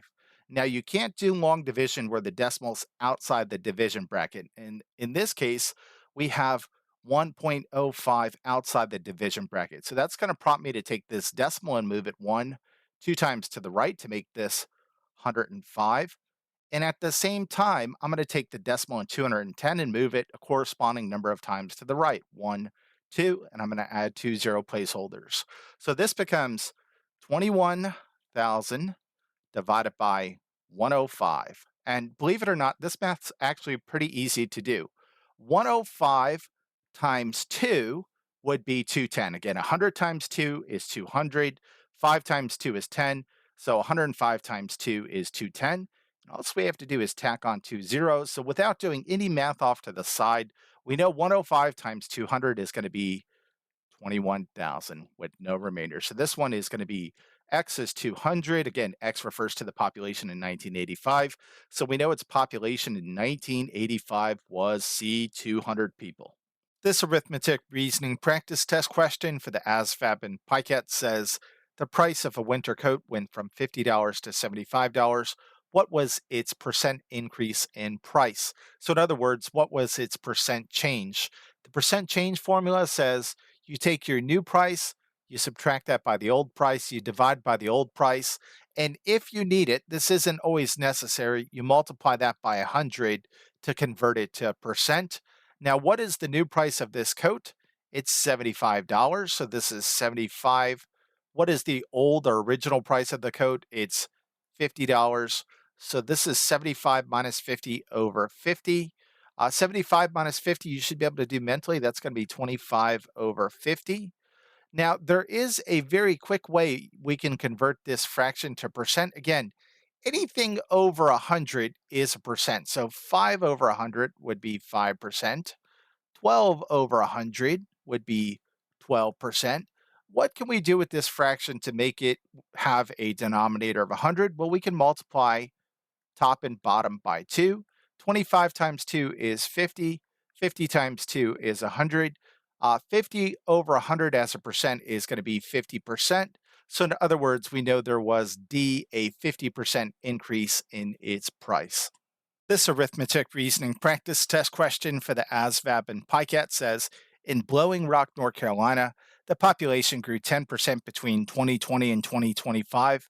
If the population was 220 in 2025, what was the population in 2020? So in 2020, its population is unknown. So I'm going to say there's X number of people in this city in 2020. In 2025, the population grew to 220 people, and specifically, it grew by 10%. So let's translate these statements into an equation that we can then solve. Again, its population in 2020 is unknown, it's X plus the fact that it grew by 10%. Well, the decimal equivalent of 10% is zero point 0.1, so this is zero point 0.1 times X, that is 10% of X. And of course, this is going to equal its population in 2025, notably 220 people. Now, again, there's technically a 1 in front of this X. 1x plus zero point 0.1x is going to be 1.1x equals 220. And to solve for x, the population in 2020, we're just going to divide both sides by 1.1 now. In doing so, this crosses out, leaving us with x over here. And let's do this long division. This says 220 divided by 1.1. When you do long division with the decimal, you can't have a decimal outside the division bracket. So we're going to have to shift this one time to the right to make this 11. And there's technically a decimal right here in 220. We're going to shift this one time to the right as well and add a zero placeholder. So this becomes 2200 divided by 11. Since 11 goes into 22 two times, all we have to do is bring up these two zeros. 11 times 200 is 2200, and we do not have a remainder. So in other words, in 2020, the population of the town was 200 people. So this one is going to be A. This arithmetic reasoning practice test question says the cost of a leather jacket went up from $60 to $90. What is its percent increase in price? So you have to know the percent change formula for this one. It's very easy to remember. You're going to take the new price minus the old price, divide it by the old price, and multiply that resulting decimal by 100. So let's go ahead and work this out. What is its new price? Its new price is 90, so we'll put 90 right here. What was its old price? Its old price was 60. Again, this is over 60 times 100. 90 minus 60 is 30, so this is 30 over 60 times 100. Again, cross out these corresponding zeros. This says 3 over 6 times 100. You should know that we can reduce 3 and 6 by a common factor of 3. 3 divided by 3 is 1. 6 divided by 3 is 2 times 100. What is the decimal equivalent of 1/2? It's zero point 0.5 times 100. When you multiply a decimal by 100, you take that decimal and you shift it to the right according to how many zeros you're multiplying it by. There are two zeros in 100, so 1, 2. In other words, its price increased by D 50%. This ASVAB PiCAT arithmetic reasoning practice test question says a homemade cleaning solution is 1/5 vinegar and the rest is warm water. What part of the solution is water? So if you can't solve this one mentally, try to picture it like this. Here's our bucket with our cleaning solution. It's 1/5 vinegar. That means it's going to be 4/5 water. And if you can't visualize it like that, just do 1 minus 1/5. Let's write 1 as a fraction as 5/5 minus 1/5. When you subtract fractions, you keep your denominators the same. 5 minus 1 is 4. So the correct answer to this one is D, 4/5. Hopefully you could have solved this one mentally. This arithmetic reasoning practice test question for the ASVAB and PiCAT says, if a square has a perimeter of 36 inches, what is its area? So in order to do really well on the ASVAB, you have to know a lot of basic formulas from geometry, including how to find the perimeter and area of a square. Again, you're not permitted to use a reference sheet on this test, so you have to commit these formulas to memory. The perimeter of a square P is equal to 4 times its side length S. The area of a square is equal to its side length squared, or S squared. In this case, we're told this square has a perimeter of 36 inches, so we know P is 36 equals 4S. In order to find its area, we need to know what S is so we can plug it into the area formula accordingly. So to solve for S in the perimeter formula, all we have to do is divide both sides by 4. In doing so, this crosses out, leaving us with S on this side. 36 divided by 4 is 9, so we know S equals 9. Now that we know what S is, we can go ahead and plug it into the area formula. Area equals 9 squared. 9 squared is the same thing as 9 times 9 are 81. In other words, the area of this square with a perimeter of 36 inches is B, 81 square inches. Again, anything squared is always going to be in terms of square units. This arithmetic reasoning practice test question for the ASVAB and PiCAT says, if the scale drawing diameter of a jet engine fan is 40.6 centimeters using a 1 to 5 scale, what is the actual diameter of the fan? So we're going to use a proportion to solve this one. We're going to put our scale on the left-hand side of the proportion. Notably, we're told that it has a scale of 1 to 5. This equals, again, what are we going to put up top here? We're going to put the scale size of the fan, which is 40.6, and the actual size is unknown, so we'll let that be x. To solve proportions, you use cross multiplication. 1 times x is just x. This equals 40.6 times 5. So all we have to do is work this out, and I'm going to do it off to the side here so I don't make any mistakes. We have 40.6 times 5. To do this math, we got to move our decimal one place to the right. This becomes 406 times 5, albeit with one decimal to move back into the left. And let's work this out. 6 times 5 is 30. Bring down a 0, carry a 3. 0 times 5 is 0, plus 3 is 3. 4 times 5 is 20. Bring our one decimal back in. We can see the actual size of the fan is D, 203 centimeters. This arithmetic reasoning practice test question for the ASVAB and PiCAT says a structure in a 1 to 20 scale drawing has a height of 36 centimeters. If the ratio of the height of the structure to the width of the structure is 4 to 1, what is the width of the actual structure to the nearest tenth of a meter? So let's start by solving this one with our first proportion. We know the drawing has a scale of 1 to 20, so that's 1 to 20 equals, again, this 1 represents the scale, this 20 represents the actual size. We know the height of the uh, scale drawing is 36, and the actual size of the structure is unknown, so we'll call that x. All right, to solve proportions, you do so via cross multiplication. 1 times x is just x, and then we have 36 times 20. I'm going to do this off to the side to make this look nice and neat. Again, we have 36 times 20. 0 times 6 is 0. 0 times 3 is 0. Add a 0 placeholder before we get started. 2 times 6 is 12, carry a 1. 3 times 2 is 6 plus 1 is 7. This is 720 plus nothing, so it's just 720. All right, so we know the actual height of the structure is 720 centimeters. Now we're going to use this second proportion or the second ratio to figure out its actual width. Again, we know the height and the width have a scale of 4 to 1. This 4 represents the height, which we know is 720. We don't know its actual width, so we'll call that x. Again, you solve proportions via cross multiplication. So we have 4 times x, or 4x equals 1 times 720, which is just 720. To solve for x, we're going to divide both sides by 4. This crosses out, leaving you with x equals. What is 720 divided by 4? Well, let's think about it this way. You could do the long division as I set up off to the side here. 72 divided by 4 is 18, and just tack on that 0. So this is 180 centimeters. We're not done with this problem because now we have to convert our centimeters to be in terms of meters, as you can see right here. Well, in this case, you have to know that we're going from a smaller unit to a bigger unit, that is centimeters to meters. So we're going to be dividing, and there are 100 centimeters in 1 meter. So we're going to divide this by 100, cross out these corresponding zeros.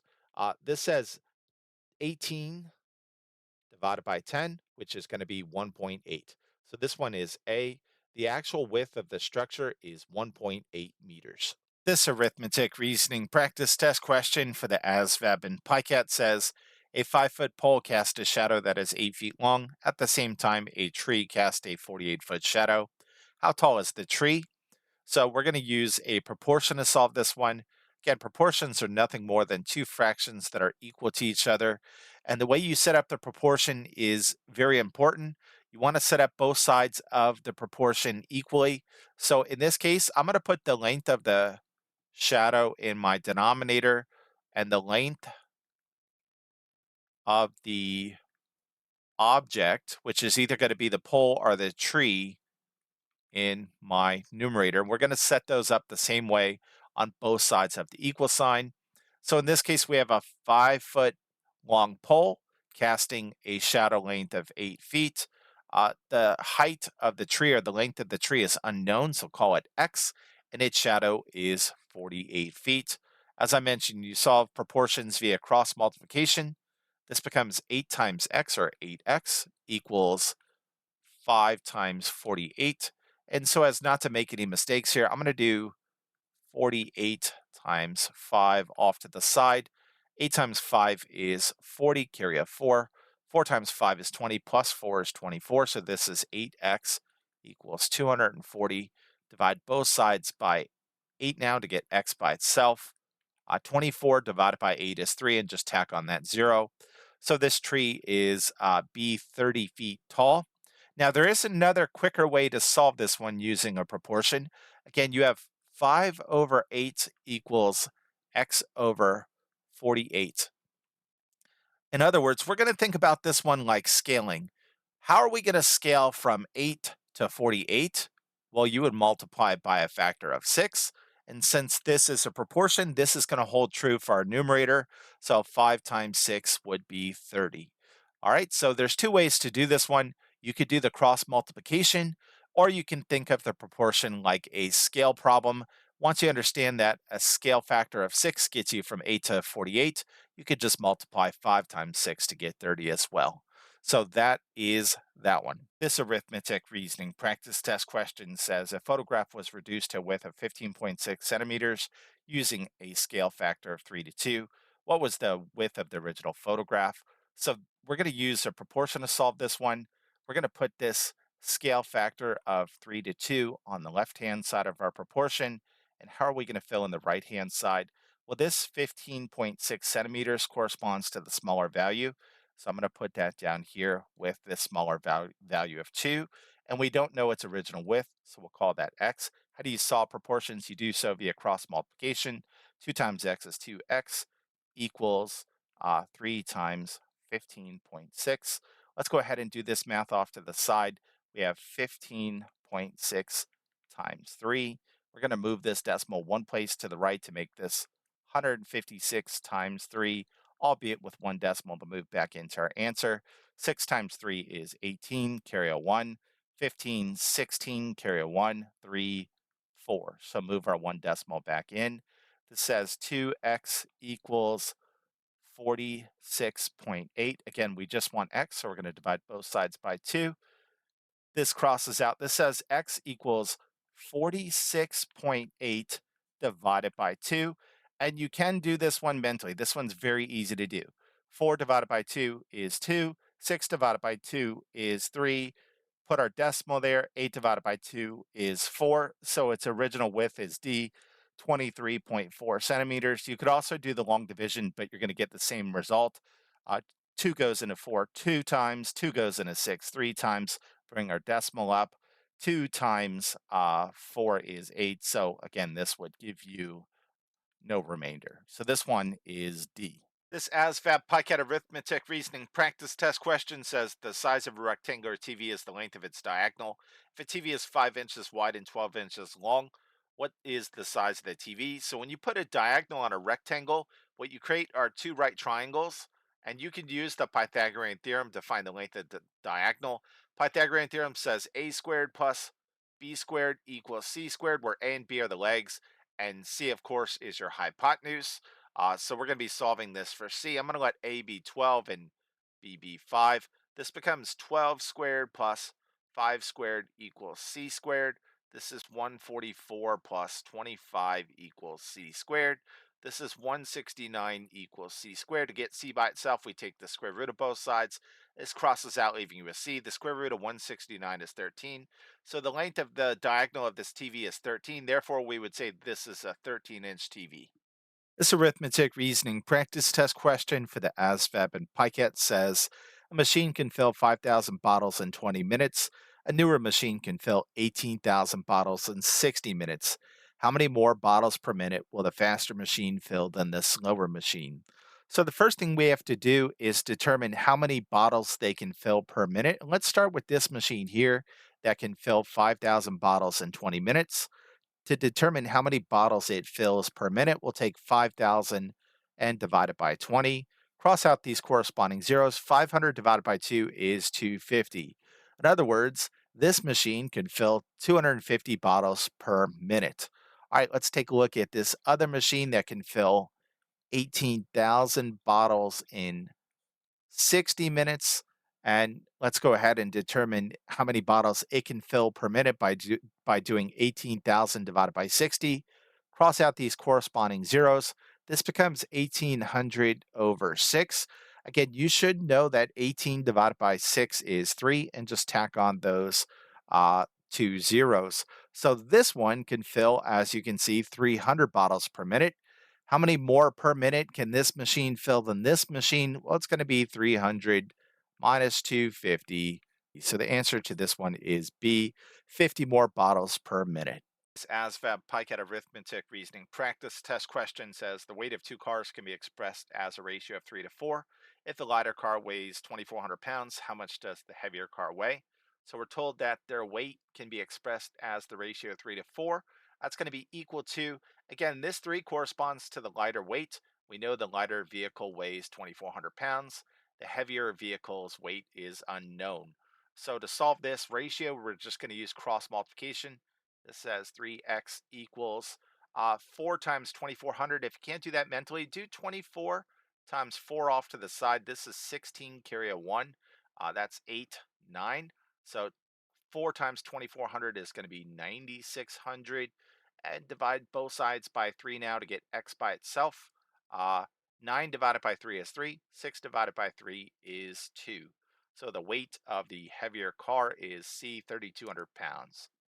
This ASVAB PiCAT Arithmetic Reasoning practice test question says a store had 6 hamsters selling for $12 each and 12 rabbits selling for $20 each. Today, only 1 hamster and 8 rabbits were left. In terms of dollars, what was the ratio of sales of hamsters to rabbits? So again, we had 6 hamsters. There's only 1 left. 6 minus 1 means 5 of them were sold at $12 a piece. Let's look at rabbits now. There were 12 in the store. Now there's 8. 12 minus 8 means 4 of them were sold, and they are $20 a piece. So this is our ratio. 5 times 12 is 60. 4 times 20 is 80. Again, we can cross out these corresponding zeros to make this ratio 6 to 8. And since both of these have a common factor of 2, we can divide both of them by 2. 6 divided by 2 is 3. 8 divided by 2 is 4. So our ratio is B, 3 to 4. This arithmetic reasoning practice test question for the ASVAB and PiCAT says, if the ratio of the sides of two squares is 7 to 1, what is the ratio of their perimeters? So this one's actually fairly simple, but if it's helpful, you want to make a quick sketch of two squares. Of course, one is bigger than the other. And of course, you should know some properties of squares, notably that in squares, all the sides are equal. How can we give these side lengths of these squares a value such that their sides have a ratio of 7 to 1? Well, let's say said this side length is 1 and this one is 7. Clearly, the ratio of their sides is 7 to 1. All right, so now we just have to talk about the perimeter of these two squares. How do you find the perimeter of a square? You simply add up all of its sides. Well, thankfully enough, we know all these side lengths are going to be 1. To find the perimeter of this smaller square here, we're just going to add up all of its sides. 1 plus 1 plus 1 plus 1 is 4. So the perimeter of this smaller square is going to be 4. Let's find the perimeter of this bigger square. Again, all these side lengths are 7. How do we find the perimeter of a square? We add up all of its sides. This is 7, 14, 21, 28. All right, what is the ratio of their perimeters? It's 28 to 4. Of course, we can reduce this by a common factor of 4. 28 divided by 4 is 7. 4 divided by 4 is 1. We can see that the ratio of their perimeters is also going to be C, 7 to 1. This arithmetic reasoning practice test question for the ASVAB and PiCAT says, a poster is 12 inches high and 21 inches long. It was made by enlarging a photograph that was 4 inches high. If the photograph was proportionally enlarged, how long was the original photograph? So this problem tells you right here, you're going to be using a proportion to solve it. And specifically, let's start with the photograph. We know it is 4 inches high. That said, we don't know how long it is, so we'll call it X inches long. That's going to be equal to or proportional to the fact that the poster is 12 inches high and 21 inches long. Now you solve proportions via cross multiplication, so I'm going to do 12 times x, which is 12x, equals 4 times 21. If you can't do 4 times 21 mentally, do it off to the side. 21 times 4, that's going to be 4, 8. This says 12x equals 84. Divide both sides by 12 now to get x by itself. This says x equals 84 divided by 12, which is 7. So the answer to this one is C. The photograph was originally 7 inches long. This arithmetic reasoning practice test question for the ASVAB and PiCAT says, if a house sold for $480,000 and the realtor received a $31,200 commission, what percentage of the selling price did the realtor earn? So in this case, we're going to take the fraction 31,200 over 480,000, reduce it as much as possible, and then convert it to percent. And I want to point this out. Anything over 100 can be quickly converted to percent mentally. So 5 over 100 is simply 5%. 2 over 100 is 2%. We're going to use this fact later on. Let's start reducing this one by crossing out corresponding zeros accordingly. This becomes 312 over 4,800. Now, I'm going to take a stab in the dark and say 312 and 48 have a common factor of 12. Let's start with the denominator. Uh, 48 divided by 12, well, that's 12, 24, 36, 48. This is going to be 4. So 4,800 divided by 12 is going to be 400. And if you can't see that 312 is divisible by 12, you could always do the long division. 12 goes into 31 two times without going over. 12 times 2 is 24.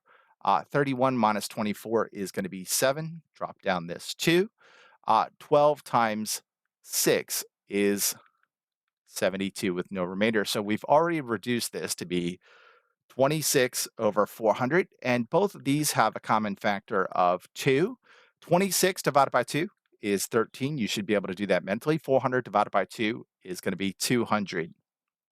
Now, of course, I mentioned that we want to write this with a denominator of 100 so we can quickly do the conversion to percent. So I'm going to divide this by 2 and this by 2. This becomes 100. And what is 13 divided by 2? You should be able to do that mentally, but if you can't, do the long division off to the side. 2 goes into 13 6 times without going over. 2 times 6 is going to be 12. 13 minus 12 is 1. Let's add a decimal and a 0 placeholder. Bring the decimal into our answer. Drop down this 0. 2 times 5 is exactly 10 with no remainder. So we can see this becomes 6.5 over 100.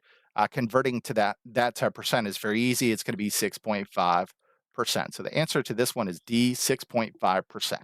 This arithmetic reasoning practice test question for the ASVAB and PiCAT says Andy and Dan each get $4 from their grandmother every Saturday. After 13 weeks, Andy had a total of $13 left and Dan had $45 left. Approximately what percent of his 13-week allowance did Andy spend? So we first have to determine how much their grandmother gave them in total. Again, they get $4 a week for 13 weeks. So that's going to be 13 times 4. 3 times 4 is 12, carry a 1. 4 times 1 is 4, plus 1 is 5. So both of them got $52 from their grandmother over the course of 13 weeks. And since Andy only has $13 left to determine how much he spent, we're going to do 52 minus 13. We can't do 2 minus 3, so we're going to have to borrow. This is going to become 4. This is going to become 12. 12 minus 3 is 9. 4 minus 1 is 3. So, in other words, Andy spent $39 of the $52 that his grandmother gave him. So, we're going to convert this to a percent. There are a few ways you can do that. You can go ahead and do the long division if you want, notably 39 divided by 52. But in this case, that's going to be pretty tedious to do. Instead, for this one, you should recognize that 39 and 52 have a common factor of 13. 39 divided by 13 is 3. 52 divided by 13 is 4. You should know that the decimal equivalent of 3/4 is 0.75, which is the same thing as 75%. In other words, Andy spent 75% of the allowance that was given to him over 13 weeks. This ASVAB PiCAT arithmetic reasoning practice test question says if an auditorium that has a maximum capacity of 450 people currently has 250 people seated in it, what part of the auditorium is full? So to figure this one out, we're going to do the 250 people that are seated in it divided by its maximum capacity, which is 450. Cross out these corresponding zeros. This is 25 over 45, and you should recognize that both of these have a common factor of 5. 25 divided by 5, of course, is 5. 45 divided by 5 is 9. So in other words, the auditorium is 5/9 full, D. This arithmetic reasoning practice test question for the ASVAB and PiCAT says John purchased a table that had a list price of $300. Since he bought it using an installment plan, he had to make a down payment equal to 40% of its list price, plus 12 payments of $25 each. How much more did John end up paying for the table because of the installment plan? So the first thing we want to calculate is 40% of the list price of this table. Again, the table is $300. We're going to multiply this by the decimal equivalent of 40%, which is zero point 0.4. So this becomes 300 times zero point 0.4. Again, to do this math, we have to shift this decimal in zero point 0.4 one time to the right to make this 300 times 4, albeit with one decimal to move back into our answer. 4 times 0 is 0. 4 times 0 is 0. 4 times 3 is 12. Bring in our one decimal. So we can see that he had to make a down payment of $120. Now let's calculate how much he had to make in payments. Again, he had to make 12 payments of $25 each. So that's going to be 25 times 12. 5 times 2 is 0, carry a 1. 2 times 2 is 4, plus 1 is 5. Add a 0 placeholder. 1 times 5 is 5. 2 times 1 is 2. Let's add this up. This is 0. 5 plus 5 is 10, carry a 1, 3. So he had to make $300 in payments. So in total, he had to spend $120 as the down payment plus $300 in payments. So in total, he spent $420 to buy the table using the installment plan. The question, however, is this: how much more did he end up paying for the table because of the installment plan? Well, that's going to be 420, the amount he paid using the installment plan, minus the list price of the table, which is $300. You should be able to do this mentally, but it's 0 to 1. In other words, he ended up paying $120 more, C, because he used the installment plan. This arithmetic reasoning practice test question for the ASVAB and PiCAT says there are 400 quarters in two bags.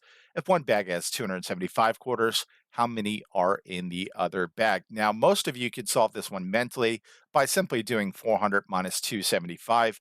That said, in case you can't see that, let me go ahead and make a quick diagram. Again, we have two bags of quarters, and forgive me if my drawing's not the greatest. In one bag, we have 275 quarters.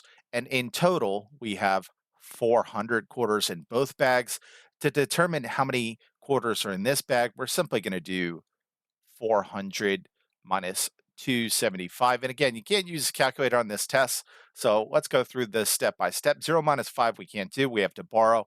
We can't borrow from this 0. So we're going to come all the way over to this 4. This is going to become 3. This will become 10. Now we can borrow from 10. This will become 9. And this will become 10. 10 minus 5 is 5. 9 minus 7 is 2. 3 minus 2 is 1.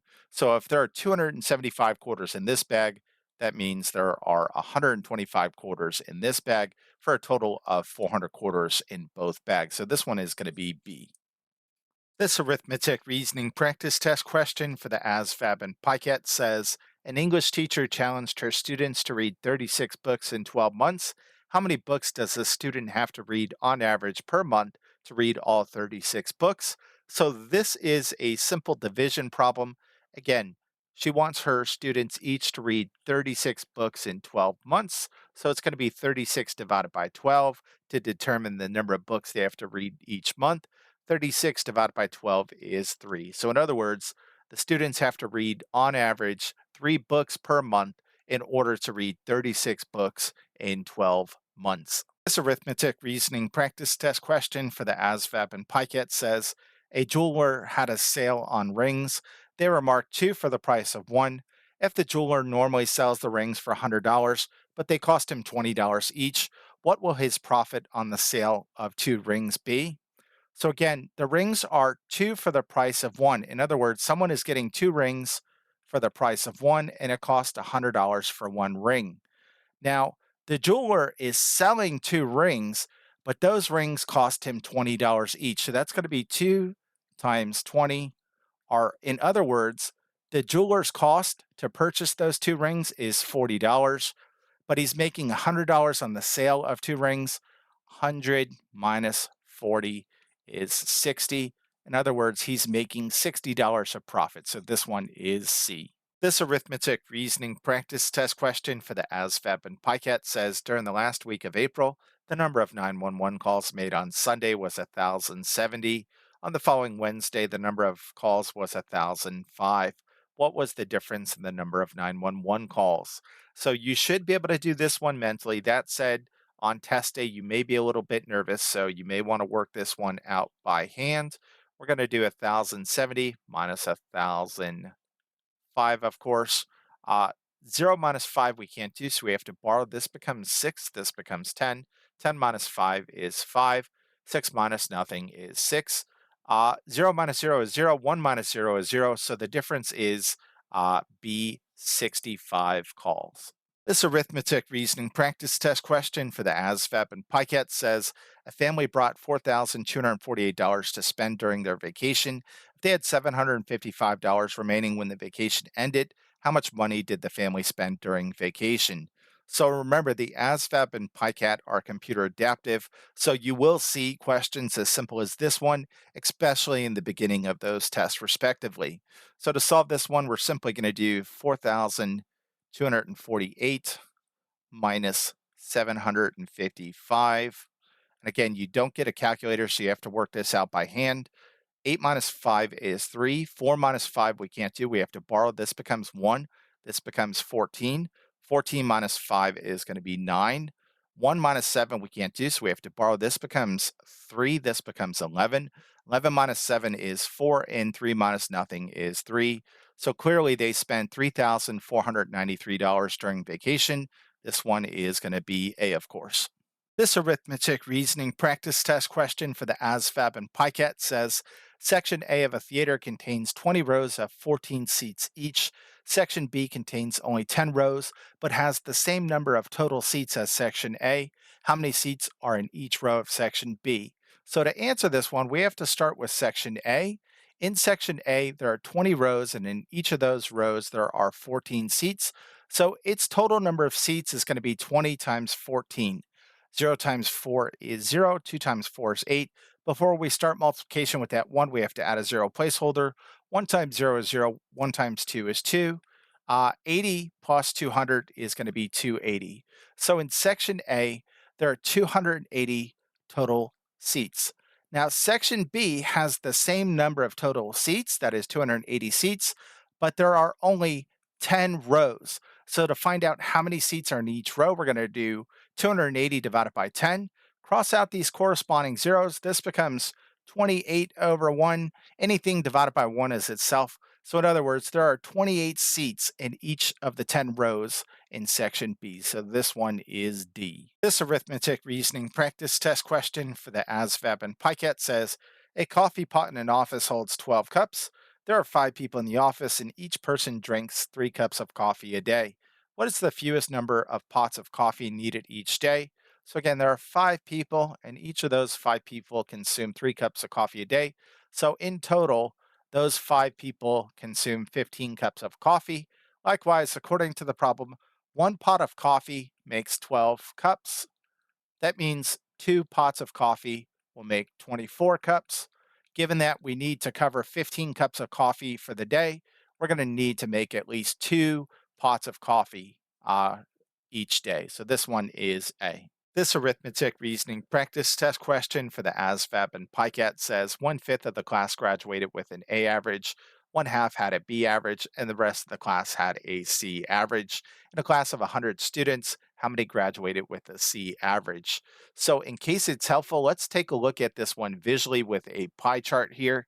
Again, according to the problem, 1/2 of the class graduated with a B average, 1/5 of the class graduated with an A average, and the rest of the class graduated with a C average. So we have to determine what fraction of the class graduated with a C average, and we know that 100 students graduated in total. So to calculate that fraction, we're going to do this. 1, again, this pie chart represents 1 minus the 1/2 of the class that graduated with a B average minus the 1/5 of the class that graduated with an A average. By doing this math right here, we'll determine the fraction of the class that graduated with the C average. Of course, in order to subtract fractions, they have to have the same or a common denominator. What is a common denominator between 2 and 5? Well, that's going to be 10. So let's rewrite all these with a denominator of 10, of course, and that's going to be pretty easy to do. To write 1 as 10, that's going to be 10 over 10. 10 divided by 10 is 1. To write 2 as 10, we would have to multiply it by 5, and we also have to do that to its numerator. Again, 5 over 10 is the same thing as 1/2. To write 5 as 10, we have to multiply it by 2, and we also have to do that to its numerator. 2 over 10 is the same thing as 1/5. And now that we have a common denominator, this is all we have to do. 10 minus 5 minus 2, that's the same thing as 10 minus 7 over 10. 10 minus 7 is 3. So in other words, 3/10 of this class graduated with the C average. Now, to answer this question, what is 3/10 of the 100 people who graduated this class? That's going to be 3/10 times 100, right? 100 as a fraction by placing it over 1. We could cross reduce. 10 goes into 10 one time. 10 goes into 100 10 times. This is 3 over 1, which is just 3. 10 over 1 is 10. 3 times 10 is 30. So in other words, 30 people graduated with a C average. This arithmetic reasoning practice test question for the ASVAB and PiCAT says a wooden box is 1 foot high, 2 feet wide, and 6 feet long. Bill is going to use it for a toolbox and plans to paint the four sides and bottom green, and he also plans to cut off the top of the box. How many square feet will he paint?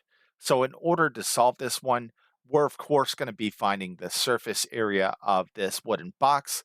And again, for the ASVAB and PiCAT, you're not permitted to use a reference sheet, so you do have to commit these basic formulas to memory. Let's start by listing our dimensions. The length of our box, according to the problem, is 6 feet. The width of the box is 2 feet, and the height of the box is 1 foot. So let's start by writing the surface area formula to find the surface area of a box that has all 6 sides. And it's pretty easy to remember. It's going to be 2 length times width plus 2 length times height plus 2 width times height. Now, in this case, we know he's cutting the top of the box off and he's not going to be painting it. So what are the dimensions of the top of the box? Well, here's the top of the box, and its dimensions are length and width. We have two of those to account for the top and bottom of the box, but since we're only painting the bottom, we're going to get rid of one of those. So the surface area of the box with the top cut off is going to be length times width plus 2 length times height plus 2 width times height. All right, so let's plug our values in and solve accordingly. Length and width are going to be 6 times 2 plus 2. Length and height are going to be 6 times 1 plus 2. Width and height is 2 times 1. And thankfully enough, this one's easy enough to do mentally. 6 times 2 is 12. 6 times 1 is 6 times 2 is 12. 2 times 1 is 2 times 2 is 4. 12 plus 12 is 24, 25, 26, 27, 28. So he's going to be, in other words, painting C, 28 square feet, if he's going to paint the box excluding the top. This arithmetic reasoning practice test question for the ASVAB and PiCAT says Anderson began his homework at 6:15 p.m. What time was it when he finished his homework 1 hour and 50 minutes later? So for the ASVAB and PiCAT, you should see questions where you're going to be asked to be able to tell time. And to answer this one, you first have to know that there are 60 minutes in 1 hour. So with that in mind, let's work on solving this one. Again, he started his homework at 6:15 p.m. And I know some people could do this one mentally, a lot of people can. But let's go ahead and add 1 hour to 6:15 p.m. That brings us to 7:15 p.m. Now we just have to add the remaining 50 minutes to 7:15 p.m. Now you should notice that this 15 right here is in the minutes place. So 7:15 p.m. plus 50 minutes is going to be 50 plus 15, which is going to be 5, 6, 65 minutes. Again, there are 60 minutes in an hour. So this is the same thing as 60 minutes plus 5 minutes. And we know 60 minutes is 1 hour. All right, so with that in mind, 7:15 plus 50 minutes is going to become 8. Again, we increased by an hour and we're left with 5 minutes, so 8:05 p.m. All right, so this one is going to be C.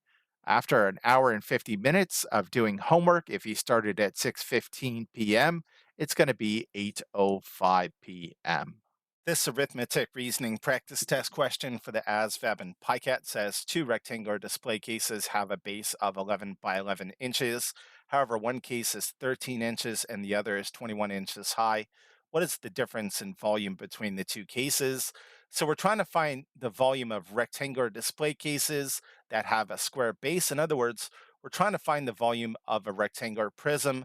That's one formula that you do have to know for this test. And since we're going to be finding the volume twice, I'm going to write volume 1 and volume 2. In both cases, we're finding the volume of a rectangular prism, so that's going to be length times width times height for both of them. And for both of these, we know that they have a base of 11 by 11 inches. In other words, its length and width here is 11 times 11. Likewise, the length and width here is 11 times 11. That said, according to the problem, this one has a height of 13 inches, and this one has a height of 21 inches. Now we got to do some arithmetic to work this out. That said, you should know 11 times 11 is 121. So this is 121 times 13. Again, this is going to be 121 times 21. And so as not to make any mistakes, I'm going to work both of these off to the side. We have 121 times 13. 3 times 1 is 3. 2 times 3 is 6. 3 times 1 is 3. Before we start multiplication with this one, we have to bring in a zero placeholder. 1 times 1 is 1. 2 times 1 is 2. 1 times 1 is 1. Let's add this all up. 3, 7, 5, 1. So this one's volume is 1573. Let's find the volume here by doing this arithmetic off to the side. We have 121 times 21. 1 times 1 is 1. 1 times 2 is 2. 1 times 1 is 1. Before we start multiplication with this 2, add in a zero placeholder. 2 times 1 is 2. 2 times 2 is 4. 2 times 1 is 2. Let's add this all up. This is 1, 4, 5, 2. So this volume is 2541. Of course, we want to find the difference in volume. So that means we're simply going to subtract their volumes. Specifically, we're going to do 2541 minus 1573. We can't do 1 minus 3, so we have to borrow. This is going to become 3. This will become 11. 11 minus 3 is 8. 3 minus 7 we can't do. We have to borrow. This becomes 4. This becomes 13. 13 minus 7 is 6. 4 minus 5 we can't do. We have to borrow. This becomes 1. This becomes 14. 14 minus 5 is 9. 1 minus 1 is nothing. So the difference in volume of these two rectangular display cases is A, 968 cubic inches. This ASVAB PiCAT Arithmetic Reasoning practice test question says a boy walked 2 miles to his friend's house. If he walked at an average speed of 1.5 miles per hour, how long did it take him to reach his friend's house? So for this one, we're going to use the distance formula to solve it. That is, distance is equal to rate times time.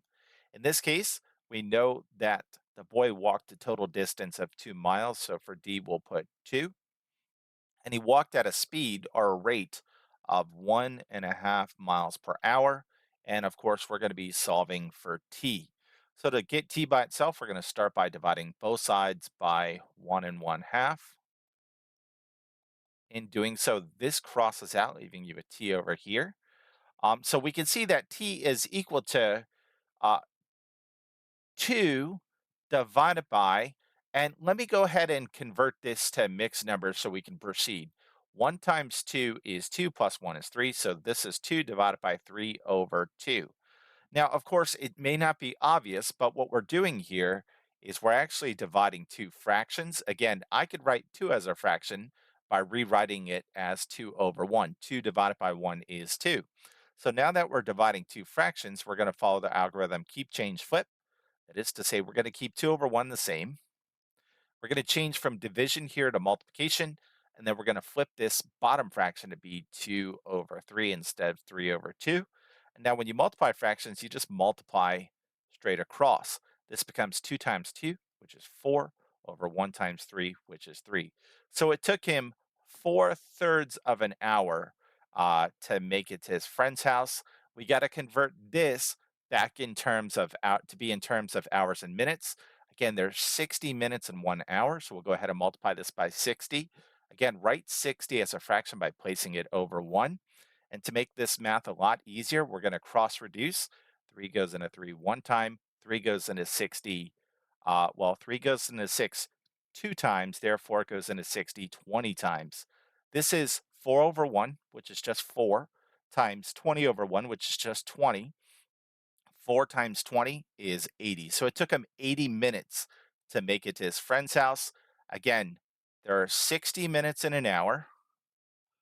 80 minus 60 leaves us with 20 minutes. So it took him 1 hour and 20 minutes to make it to his friend's house. So this one is going to be B. Again, you do have to know this formula for the test. Likewise, you have to be able to convert between hours and minutes and so on and so forth. That is something that does show up pretty frequently on this test. This arithmetic reasoning practice test question for the ASVAB and PiCAT says, if Gloria deposits $200 at 7% for 1 year, how much will that deposit be worth at the end of that year? So this is a simple interest question. You have to know this formula for the test, notably that interest I is equal to your principal times your interest rate times time. In this case, our principal is the amount that we deposited, which is $200. Our interest rate, according to the problem, is 7%, which is 0.07 as a decimal. And she left this money in the account for 1 year. So T is 1. Uh, 0.07 times 1 is just 0.07. Again, anything times 1 is itself. So this simplifies to 200 times 0.07. And I'm going to do that math off to the side here so as not to make any mistakes. We have 200 times 0.07. Move our decimal 2 places to the right to make this 200 times 7, albeit with 2 decimals to move back into the left. 0 times 7 is 0. 0 times 7 is 0. 2 times 7 is 14. Bring our 2 decimals back in. So over the course of a year, she earned $14 in interest. How much is the deposit worth? So we got to calculate the total. That's going to be equal to her principal plus the interest that she earned. She again invested $200, earned $14 in interest for a total of $214. So this one is going to be D. This arithmetic reasoning practice test question for the ASVAB and PiCAT says, Michael loaned Jack $1,500 at a simple annual interest rate of 7%. If he repaid the loan after 2 years, how much would he have to pay? So this is testing your knowledge of simple interest. Simple interest is given by the formula interest, I equals principal times rate times time. By multiplying these three things together, we'll be able to figure out how much Michael accrued in interest. But to figure out the total that he has to pay back, we're going to take his principal, that is the amount he borrowed, and to that, we're going to add the interest that he owes. So in this case, we're going to start by calculating interest. Again, interest is equal to principal. What is principal? It's the amount he borrowed, so that's going to be 1,500 times rate. That's the interest rate. In this case, he had an interest rate of 7%, which in decimal form is 0.07 times time. How long did he take the loan out for? He took it out for 2 years, so this is multiplied by 2. All right, so let's do this math the easy way. 1,500 times 2 is 3,000 times 0.07. Again, I'm going to do this off to the side so as not to make any mistakes. We have 3,000 times 0.07. Again, we're multiplying a whole number by a decimal, so move this decimal 2 times to the right to make this 3,000 times 7, albeit with 2 decimals to move back into the left. 7 times 0 is 0, 7 times 0 is 0, 7 times 0 is 0, 7 times 3 is 21. Bring our 2 decimals back in, 1, 2. So we can see the amount of interest he accrued on that loan is $210. How are we going to calculate the total he has to pay back? Well, that's the principal that he borrowed, 1,500, plus the interest he accrued, notably $210. What is 1,500 plus 210? If you can't do that mentally, do it off to the side like I'm doing down here. 0,171. So he's going to have to pay back $1,710 in total. This arithmetic reasoning practice test question for the ASVAB and PiCAT says, to reach his treehouse, Ray must climb 9 1/3 feet up a rope ladder and then 8 5/6 feet up the tree trunk. How far does he climb in total? So we're simply going to add 9 1/3 and 8 5/6 together. The easiest way to do this is to do 8 and 9 off to the side. So 9 plus 8, you should know, is going to be 17. And then we're going to add 1/3 and 5/6 together separately. In order to add these two fractions, they have to have the same or common denominator. 3 and 6 both go into 6, so we're going to rewrite these with a common denominator of 6. Again, 5/6 already has a denominator of 6, and we're going to multiply 3 by 2 to make it 6, and we're also going to have to do that to its numerator. 2 times 1 is 2. When you add fractions, you keep the denominator the same, and then you just add your numerators. 2 plus 5 is 7. All right, so this becomes 17 plus 7, 6, which we're going to convert to a mixed number via long division. 7 divided by 6. 6 goes into 7 one time without going over. 1 times 6 is 6. 7 minus 6 is 1. So this 1 is going to be our whole number. This remainder of 1 is going to be our numerator. And this 6 is going to be our denominator. 17 plus 1 and 1 6 is going to be 18 and 1 6. There's nothing hard about this problem. The answer is B. This arithmetic reasoning practice test question for the ASVAB and PiCAT says in the long jump, an athlete jumped 7.7 meters, which was 1.1 times longer than the previous athlete. How long did that previous athlete jump? So let's translate these statements into an equation that we can then solve. Let's start with this 7.7 meters. We're told, according to the problem, that 7.7 was in math means equal 1.1 times. So that's going to be 1.1 times longer than the previous athlete. So that's going to be 1.1 times x. Again, the distance the previous athlete jumped is unknown, so we're going to call it x. So this becomes 7.7 equals 1.1x. We're going to be solving for x, the distance the previous athlete jumped. To do that, we're going to divide both sides by 1.1. This crosses out over here, leaving you with x on this side. Let's treat this like long division. This says 7.7 divided by 1.1. Now, if you watch my videos on doing long division with decimals, you know that you can't have this decimal outside this division bracket. And that's going to prompt you to take that decimal and shift it one time to the right to make 1.111. And at the same time, you're going to take this decimal in 7.7 and shift it to the right corresponding number of times to make it 77. 77 divided by 11 is simply 7. 7 times 11 is 77, so there is no remainder.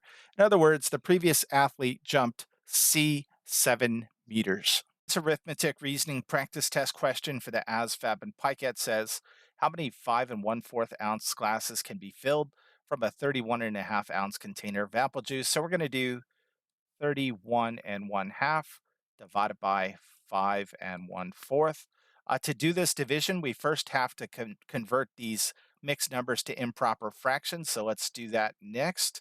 To convert 31.5 to an improper fraction, we do 31 times 2, which is going to be 62 plus 1, 63, and that's going to be over 2. And this is divided by 5 and 1/4. Let's convert that to an improper fraction. 5 times 4 is 20 plus 1 is 21, and this is over 4. So now we're dividing two fractions or two improper fractions. So we're going to follow the algorithm keep, change, flip. We're going to keep this top fraction the same. So this is going to remain as uh, 63 over 2. We're going to change from division here to multiplication. And then we're going to flip this bottom fraction to be 4 over 21. All right, let's go ahead and cross reduce to make this math a little bit easier. 2 goes into 2 one time, 2 goes into 4 two times. Likewise, you should know this. 7 goes into 21 3 times, and 7 goes into 63 9 times. So what does this become? This becomes 9 over 1 times 2 over 3. When you multiply fractions, you just multiply straight across. 9 times 2 is 18. 1 times 3 is 3. 18 divided by 3 is 6. So this one is C6. You can get 6 glasses from that container of apple juice. This arithmetic reasoning practice test question for the ASVAB and PiCAT says, if the ratio of the sides of two squares is 7 to 1, what is the ratio of their perimeters? So this one's actually fairly simple, but if it's helpful, you want to make a quick sketch of two squares. Of course, one is bigger than the other. And of course, you should know some properties of squares, notably that in squares, all the sides are equal. How can we give these side lengths of these squares a value such that their sides have a ratio of 7 to 1? Well, let's say I said this side length is 1 and this one is 7. Clearly, the ratio of their sides is 7 to 1. All right, so now we just have to talk about the perimeter of these two squares. How do you find the perimeter of a square? You simply add up all of its sides. Well, thankfully enough, we know all these side lengths are going to be 1. To find the perimeter of this smaller square here, we're just going to add up all of its sides. 1 plus 1 plus 1 plus 1 is 4. So the perimeter of this smaller square is going to be 4. Let's find the perimeter of this bigger square. Again, all these side lengths are 7. How do we find the perimeter of a square? We add up all of its sides. This is 7, 14, 21, 28. All right, what is the ratio of their perimeters? It's 28 to 4. Of course, we can reduce this by a common factor of 4. 28 divided by 4 is 7. 4 divided by 4 is 1. We can see that the ratio of their perimeters is also going to be C, 7 to 1. This arithmetic reasoning practice test question for the ASVAB and PiCAT says a car's odometer is at 12,386 miles. If its driver takes the car to and from work for 3 days and each trip is 32 miles one way, what will the odometer read at the end of the third day? So, again, according to the problem, each trip is 32 miles one way. In other words, every day the car is driven 32 times 2 miles. 32 times 2, if you can't do it mentally, is 2 times 2 is 4, 3 times 2 is 6. So they drive the car 64 miles per day. And if they drive it for 3 days, that's going to be 64 times 3. 4 times 3 is 12. So bring down a 2, carry a 1. 6 times 3 is 18, 19. So for the 3 days, they drove the car a total of 192 miles. Now we have to add that amount to the car's odometer reading, which is 12,386 plus 192. 6 plus 2 is 8. 8 plus 9 is 17, so carry a 1. 3 plus 2 is 5. 2 plus nothing is 2. 1 plus nothing is 1. So at the end of the 3 days, there's now going to be 12,578 miles on the car. Answer choice B, of course. This arithmetic reasoning practice test question for the ASVAB and PiCAT says Cheryl has a small rectangular garden that has a 24-foot perimeter. The width of the garden is exactly 1/2 of its length. What is the area of Cheryl's garden in square feet? So we know its perimeter is 24 feet, and we want to find its area. How do you find area? Area is simply length times width for a rectangle. And the question is, given this information, how are we going to calculate its area? Well, we're told right here that its width is exactly half of its length. So here's a rectangle. I'm going to call its length L. And if its width is half of its length, we could call its width half L. Now, how do you find the perimeter of any regular polygon, including a rectangle? You simply add up all of its sides. So if we start here and go this way, that's going to be half of L plus half of L plus L. And we know what's more, its perimeter is 24. So this is 24 equals L and L is 2L, half an L and half an L is 1L. So in total, this is 3L. Divide both sides by 3 now to get L by itself. 24 divided by 3 is 8. So we know its length is 8. Its width is half of L. Half of 8 is 4. Let's find its area now. Again, we know L is 8 and width is 4. 8 times 4 is 32. Its area is C, 32 square feet. This arithmetic reasoning practice test question for the ASVAB and PiCAT says, when rolling two six-sided dice, what is the probability of rolling doubles? So when you roll two six-sided dice together, here are your possible outcomes. In total, there are 36 of them. So to find the probability, 36 is going to be our denominator. Now, what does this problem mean by doubles? Well, doubles means you roll a pair. So for example, 1, 1 is a pair, 2, 2 is a pair, and so on and so forth. How many times do pairs or doubles appear? Well, we have 1, 1, 2, 2, 3, 3, 4, 4, 5, 5, 6, 6.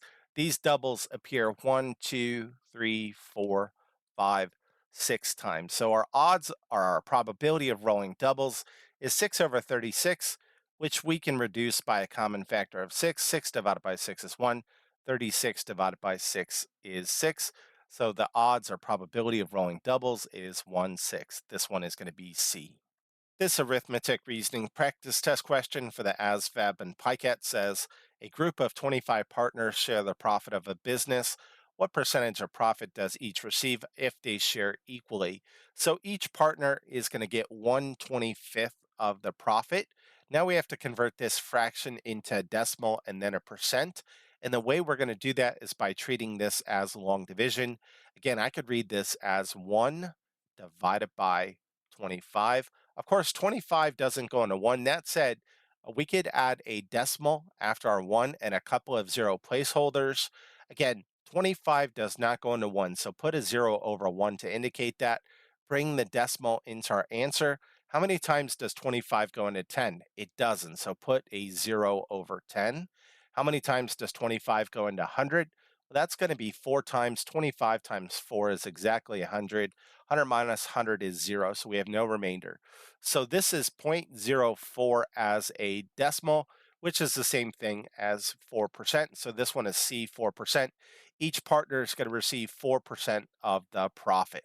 This arithmetic reasoning practice test question for the ASVAB and PiCAT says a sweater design calls for the following balls of yarn: 10 white, 3 green, and 2 yellow. What percentage of the yarn is green? So to answer this one, we're going to write a fraction, and in our denominator, we're going to add up all the balls of yarn that were used to make the sweater. We had 10 white, 3 green, and 2 yellow. What percentage of the yarn was green? Well, there were 3 green balls of yarn, so that's going to be our numerator. So let's go ahead and simplify this. This becomes 3 over 15, and 3 and 15 have a common factor of 3. 3 divided by 3 is 1. 15 divided by 3 is 5. Now, many of you know that 1/5 is equal to zero point 0.2, which is 20%. That said, if you did not know that 1/5 is equal to zero point 0.2, which is the same thing as 20%, you would treat this as long division and say 1 divided by 5. How many times does 5 go into 1? It doesn't. So we have to add our decimal here in a 0 placeholder. Bring our decimal into our answer. How many times does 5 go into 10? That's 2 times, of course. 5 times 2 is 10. We have no remainder, so we're done, and that's how we got our point 0.2 using long division. Likewise, you could have said this.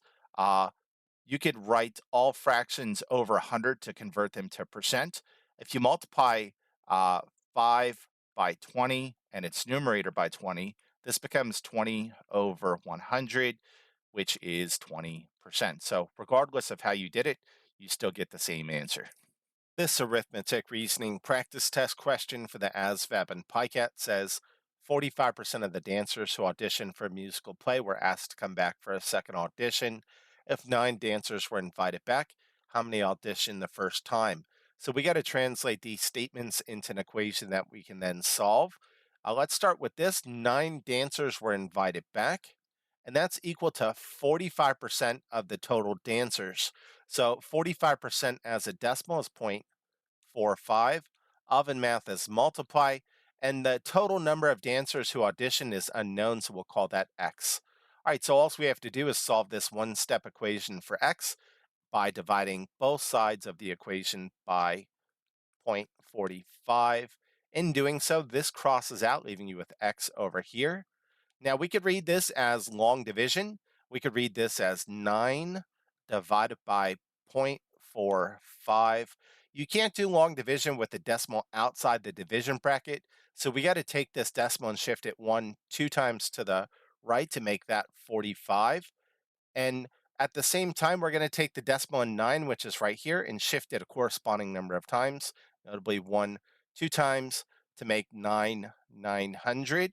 Now, don't panic. This math is very easy to do mentally. 45 times 2 is 90. 45 times 20, therefore, is 900. So we have no remainder. In other words, if 9 people were invited back to a second audition, and that's 45% of the total, that means 20 people auditioned in the first time. This arithmetic reasoning practice test question for the ASVAB and PiCAT says a triangular piece of art made of denim will have a base of 12 feet and a height of 7 feet. How many square feet of denim is needed for the art? Now, in order to solve this one, we're simply going to find the area of a triangle. That said, for the ASVAB and PiCAT, you're not permitted to use a reference sheet or a calculator, so you have to be able to do this one from memory and by hand. How do you find the area of a triangle? It's 1/2 base times height. You'll almost certainly have to use this formula for the test. And we know, according to the problem, our base is 12 feet and our height is 7 feet. What is 1/2 times 12? 1 half times 12 is 6. You should be able to do that mentally. 6 times 7 is 42. So, in other words, we're going to need 42 square feet of denim for this piece of art. Now, if you couldn't do this part mentally, and if it's your first time starting to study for the ASVAB, let me show you how to do it off to the side. We have 1 half times 12. We could write 12 as a fraction by placing it over 1. When you multiply two fractions, you multiply straight across. This becomes 1 times 12, which is 12, over 2 times 1, which is 2. 12 divided by 2 is 6. Again, you want to get to the point where you could do this mentally. That said, again, it's going to take some practice for some people to get there. So this one is B. This arithmetic reasoning practice test question for the ASVAB and PiCAT says, if the perimeter of a square is 20 inches, what is the length of its sides? So again, on the ASVAB and PiCAT, you're not permitted to use a calculator or reference sheet. And in this case, you really don't have to know any formulas to solve this one as long as you know some general properties about squares. So let's start by quickly drawing a square. It's not going to be perfect, of course. The one property of squares that you should know is that all the sides in squares are equal, which is what those hash marks denote. Typically, we refer to the side lengths of a square using the letter variable s. So I'm going to call these all s. All right.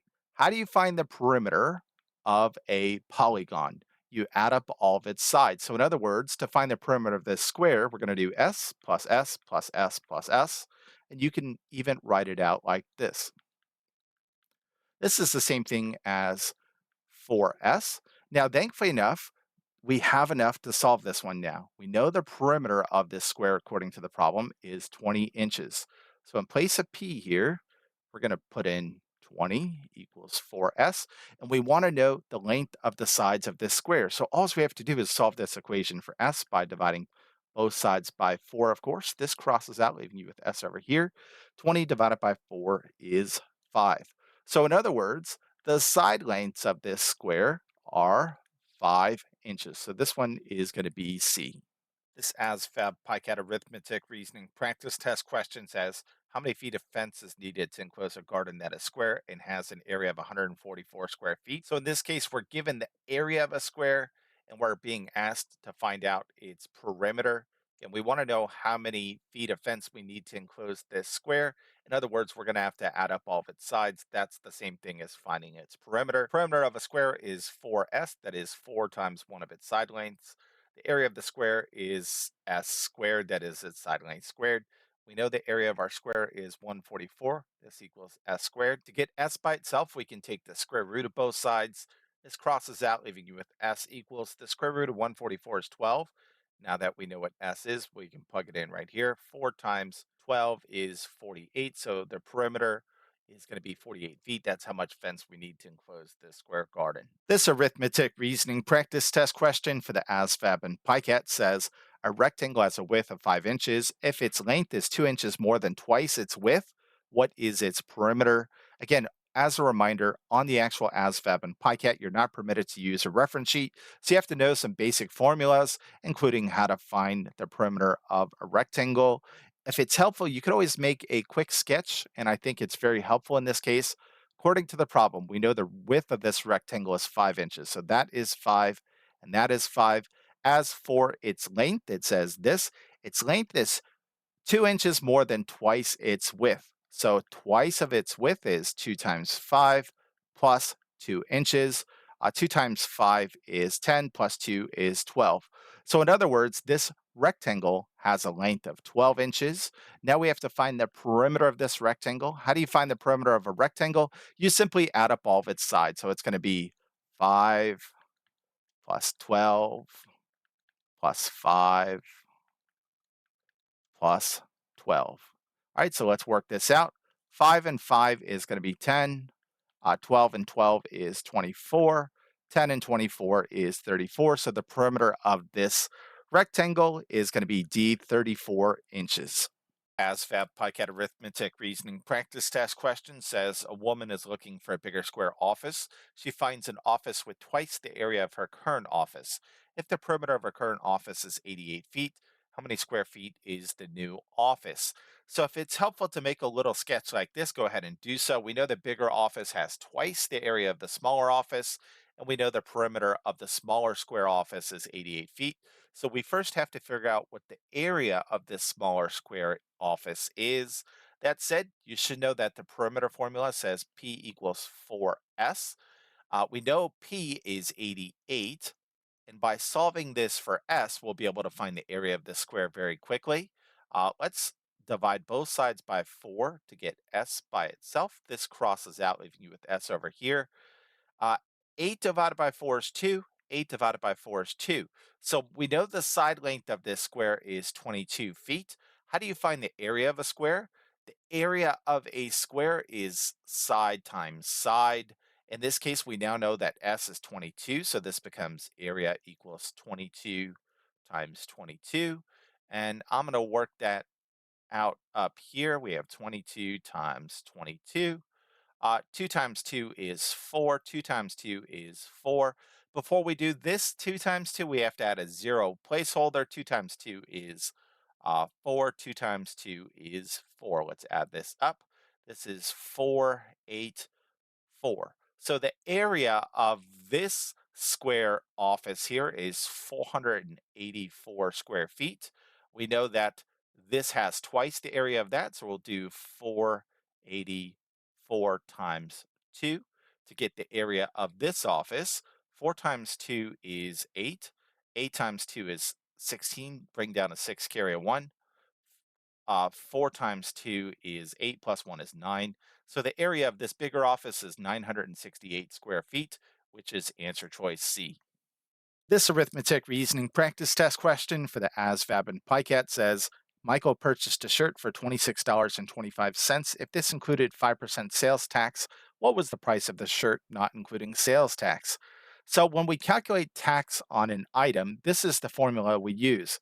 Its total price is equal to its original price plus its original price times its tax amount. In this case, we were given the total price. We know it's 26.25 including tax. So this becomes 26.25 equals its original price is what we're trying to figure out. And since that's unknown, let's go ahead and call it X plus X times what's the tax amount?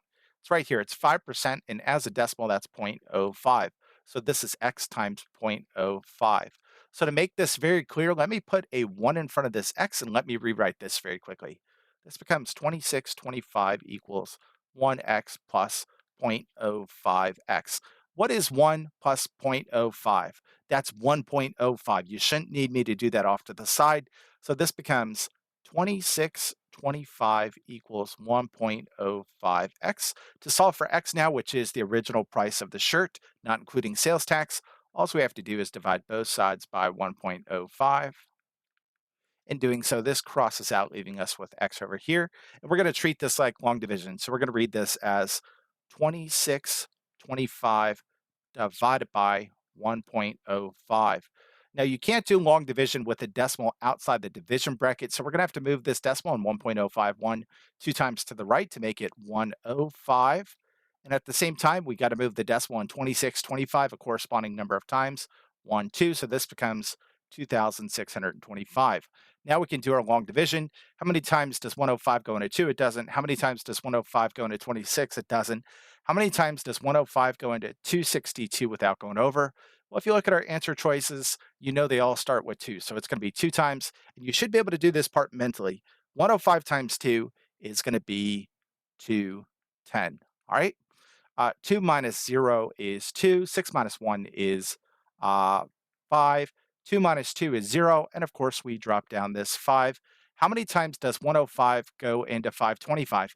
Again, you should be able to look at this one and say it's going to be 5 times because 100 times 5 is 500. 5 times 5 is 25. So that's 525. Now, if it's test day, you may want to work it off to the side just to confirm it. 105 times 5. 5 times 5 is 25. Carry a 2. 0 times 5 is 0.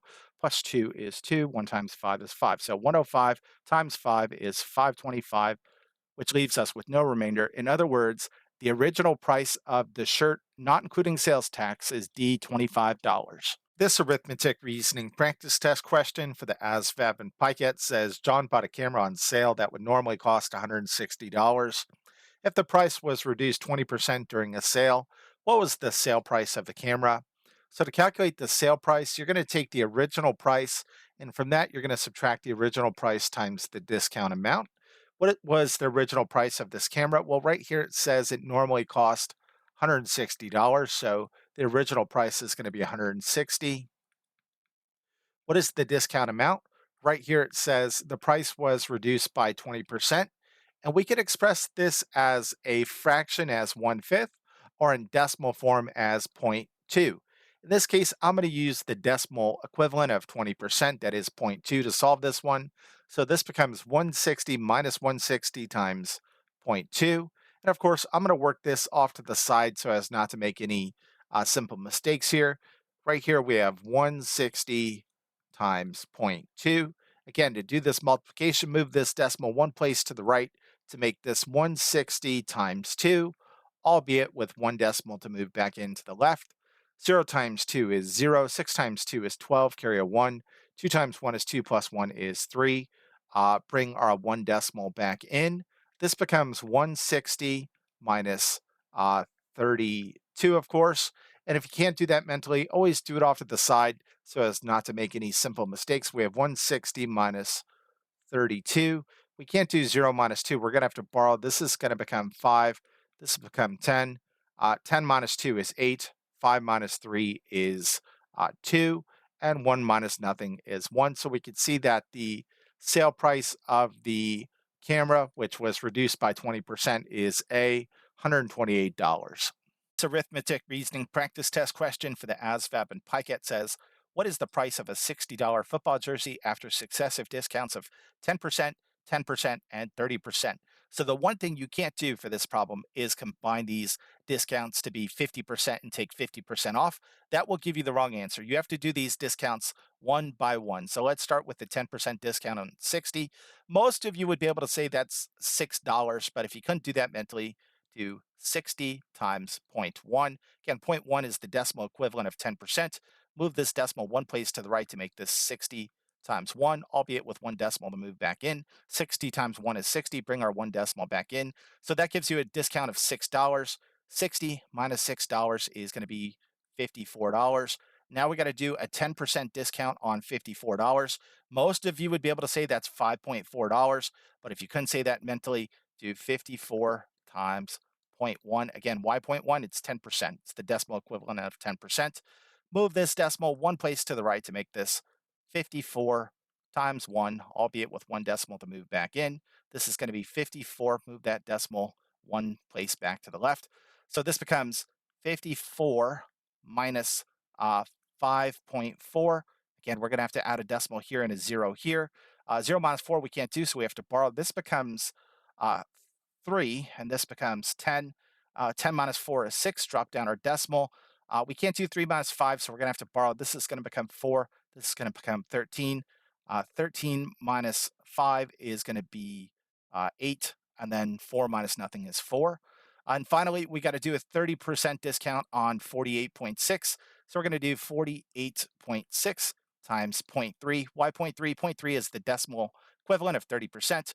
Now we have two decimals here, so we're going to move this decimal place one time to the right and this decimal place one time to the right. So we move the decimal a total of 2 times to make this 486 times 3, albeit with 2 decimals to move back into the end when we're done. 6 times 3 is 18, carry a 1. 8 times 3 is 24, 25, carry a 2. 4 times 3 is 12, 13, 14. Bring our 2 decimals back in. So a 30% discount on 48.6 is 1458. To get our final answer, we're going to do 48.6 minus 1458. Again, add a 0 placeholder here if you need it. This becomes, we can't do 0 minus 8, so we're going to have to borrow. This becomes 5. This becomes 10. 10 minus 8 is 2. 5 minus 5 is 0. 8 minus 4 is 4.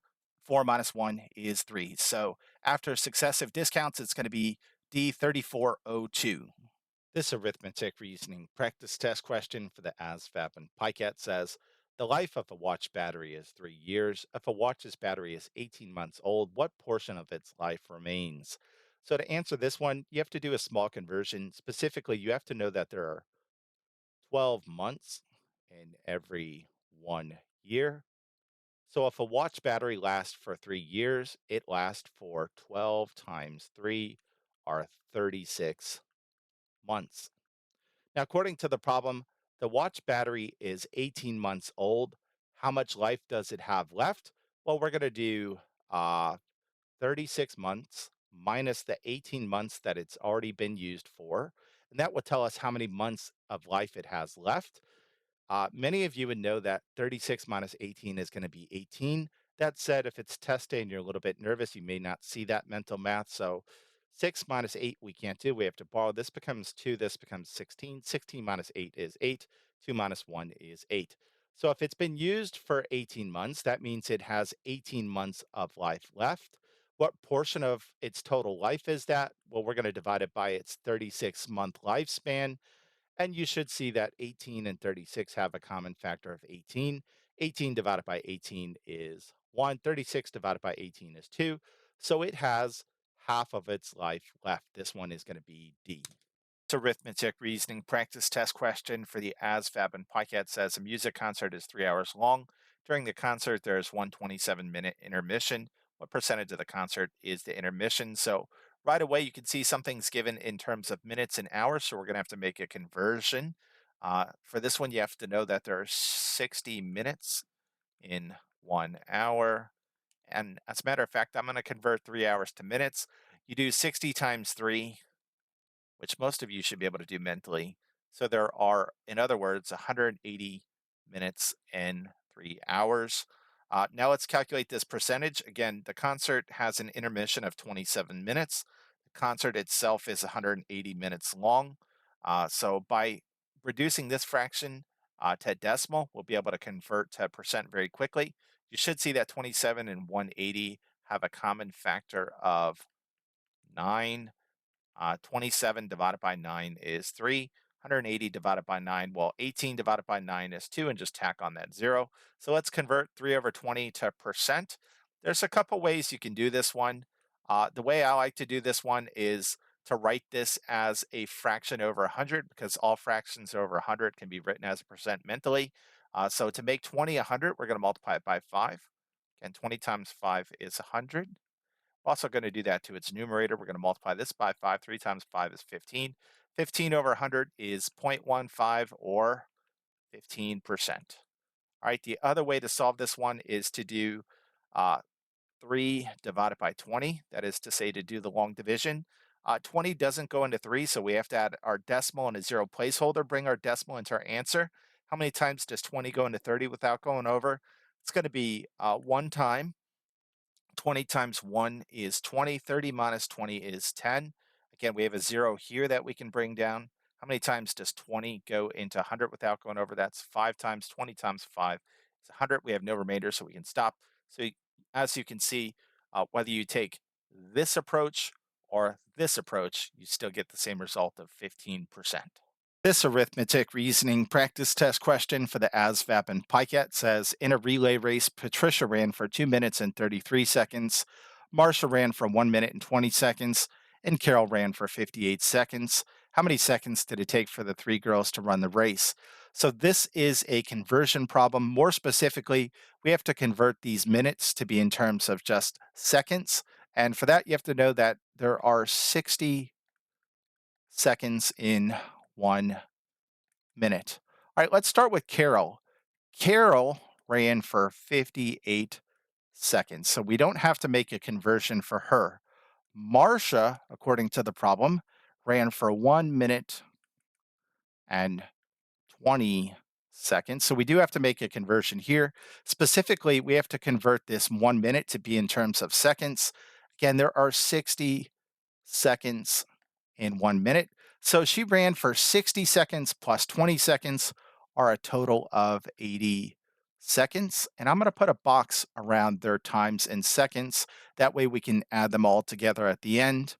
And then finally, Patricia ran for 2 minutes and 33 seconds. Let's convert 2 minutes to be in terms of seconds. Again, there are 60 seconds in a minute, so that's going to be 60 times 2, which is 120.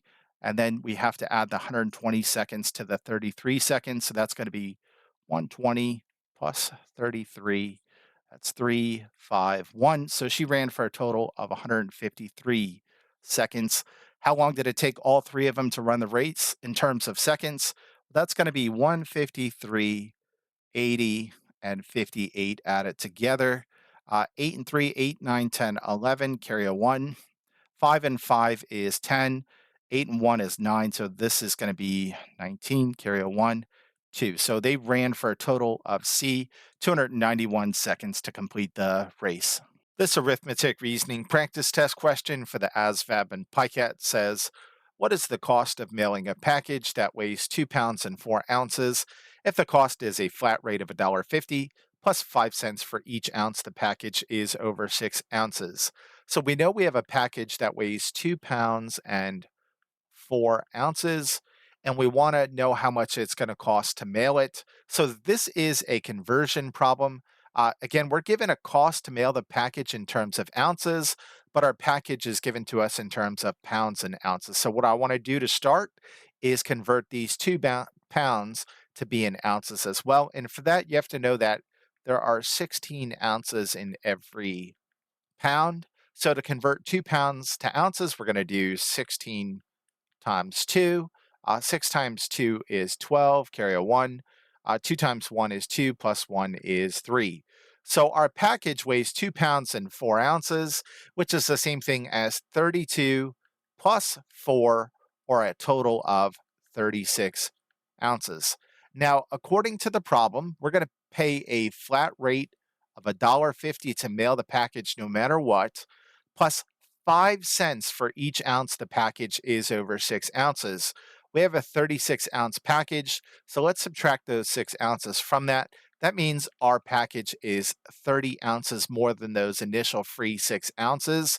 So we're going to have to take our 30 ounces and we're going to have to multiply it by 5 cents uh, per ounce to mail it.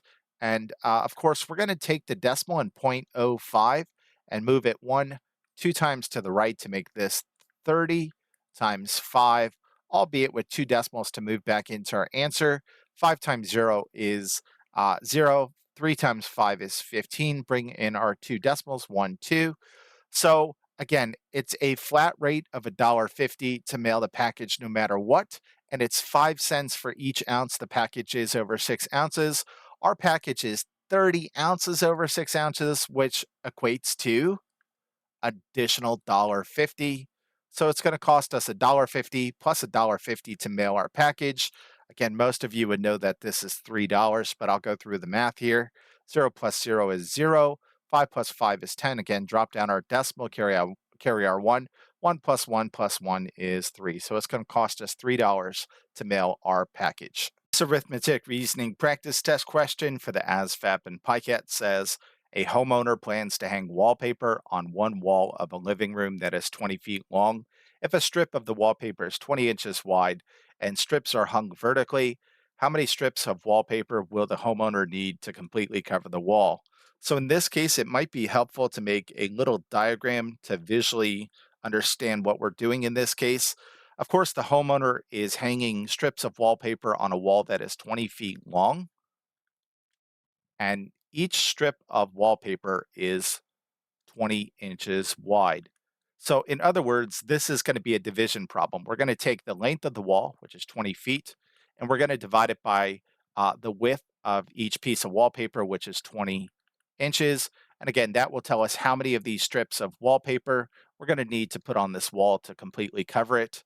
Of course, we run into a problem right here because we're given measurements in terms of feet and measurements in terms of inches. So that's going to prompt us to make a conversion. And for that, you have to know that there are 12 inches in every foot. So in this case, I'm going to quickly convert 20 feet to be in terms of inches. This becomes 20 times 12. 0 times 2 is 0. 2 times 2 is 4. Add a 0 placeholder. 1 times 0 is 0. 2 times 1 is 2. Add this up. This is 240. So this becomes 240 inches, which is the same thing as 20 feet, divided by 20 inches. Now this math actually is pretty easy to do. Cross out our corresponding units, cross out these two corresponding zeros. 24 divided by 2 is 12. In other words, this homeowner is going to have to hang 12 strips of wallpaper to completely cover this wall. So this one is D, of course. ASVAB PiCAT Arithmetic Reasoning Practice Test question says a train goes twice as fast downhill as it can go uphill and two-thirds as fast uphill as it can go on level ground. If it goes 120 miles per hour downhill, how long will it take to travel 45 miles on flat land? So to solve this one, we need the distance formula. That is, distance is equal to rate times time. We know the train is traveling 45 miles on flat land, so distance is going to be 45. We're trying to figure out how long. How long is in reference to t or time. That said, we got to determine what the rate of the train is.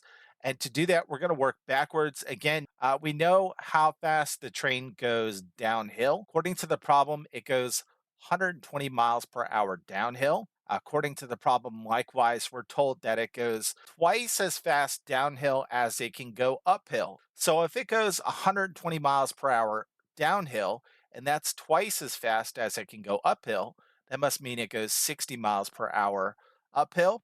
And finally, we're going to figure out how fast it's going across level ground. And right here it says it goes two-thirds as fast uphill as it can go on level ground. So 60 miles per hour is equal to two-thirds as fast as the train can go on level ground. So we're going to solve this one for L, and that will be our rate that we can plug into the distance formula here. Let's clear this fraction in front of L by multiplying both sides of the equation by its reciprocal, notably by 3 over 2. This crosses out here and here, leaving you with L over here. Let's do this math very quickly. I'm going to write 60 as a fraction by placing it over 1. 2 goes into 2 one time, 2 goes into 60 30 times. This is 3 over 1, which is just 3, times 30 over 1, which is just 30.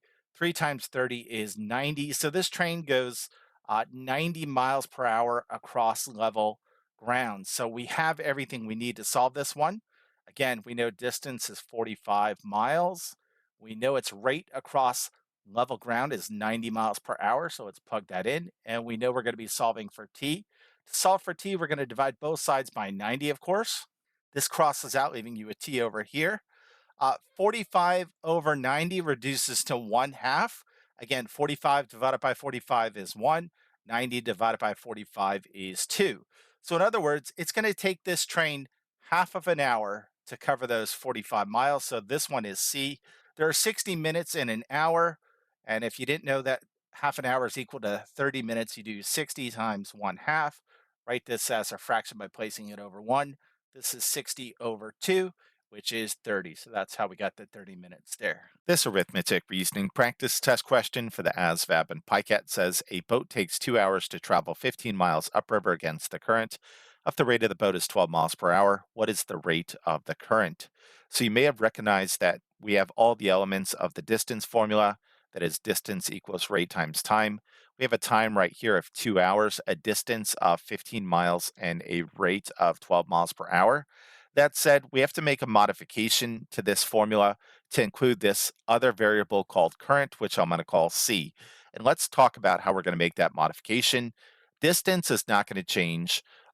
This current is going to affect the rate at which the boat travels. In fact, it's going to slow the rate of the boat down. So to represent that algebraically, we're going to do rate minus current because that current is slowing down the rate of the boat times time. So there's our new modified formula that we're going to be solving for C. Again, the distance was 15 miles according to the problem. Its rate was 12 miles per hour. We don't know how fast the current is, so we'll leave that as C. And it took 2 hours. All right, so there are a few ways as to how you can proceed. The easiest way to simply divide both sides of the equation by 2 here. This becomes uh, 12 minus C on this side. 15 divided by 2, you should be able to do that mentally. It's going to be 7.5. If you can't do that mentally, do it off to the side. 15 divided by 2. 2 goes into 15 7 times without going over. 2 times 7 is 14. 15 minus 14 is 1. We have to add a decimal now and a 0 placeholder. Drop that 0 down. 2 times 5 is 10, and we got to bring that decimal up into our answer. 2 times 5 is 10 with no remainder. So that's how we got 7.5. Now to solve for C, the next thing we're going to do is subtract 12 from both sides of the equation. This crosses out, leaving you with negative C on this side. What is 7.5 minus 12? Well, that's the same thing as 12 minus 7.5, but we know our answer is going to be negative.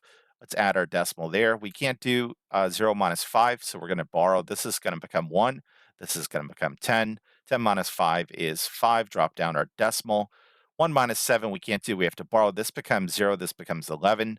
This is going to be 4. So this is negative 4.5 equals negative C. Again, the current is going to be a positive value.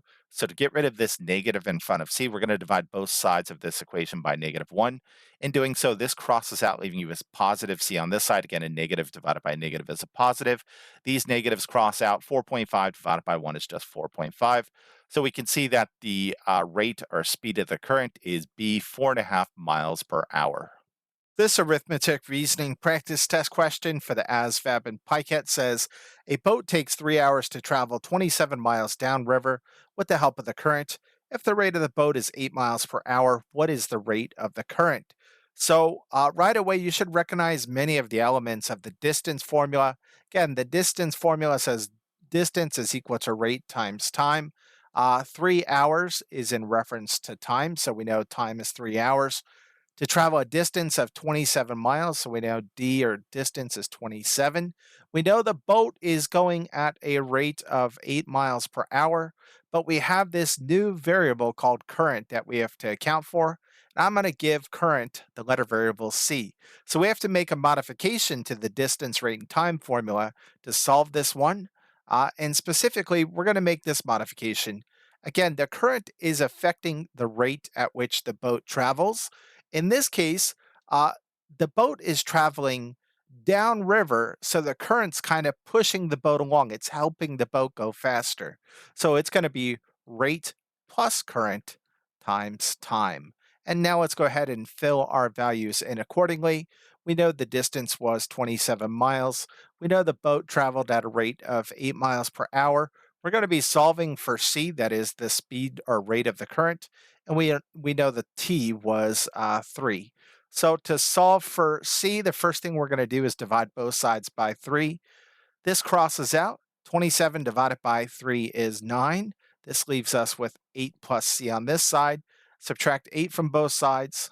And in doing so, this crosses out, leaving you with c over here. 9 minus 8 is 1. So in other words, the rate or speed of the current is b, 1 miles per hour.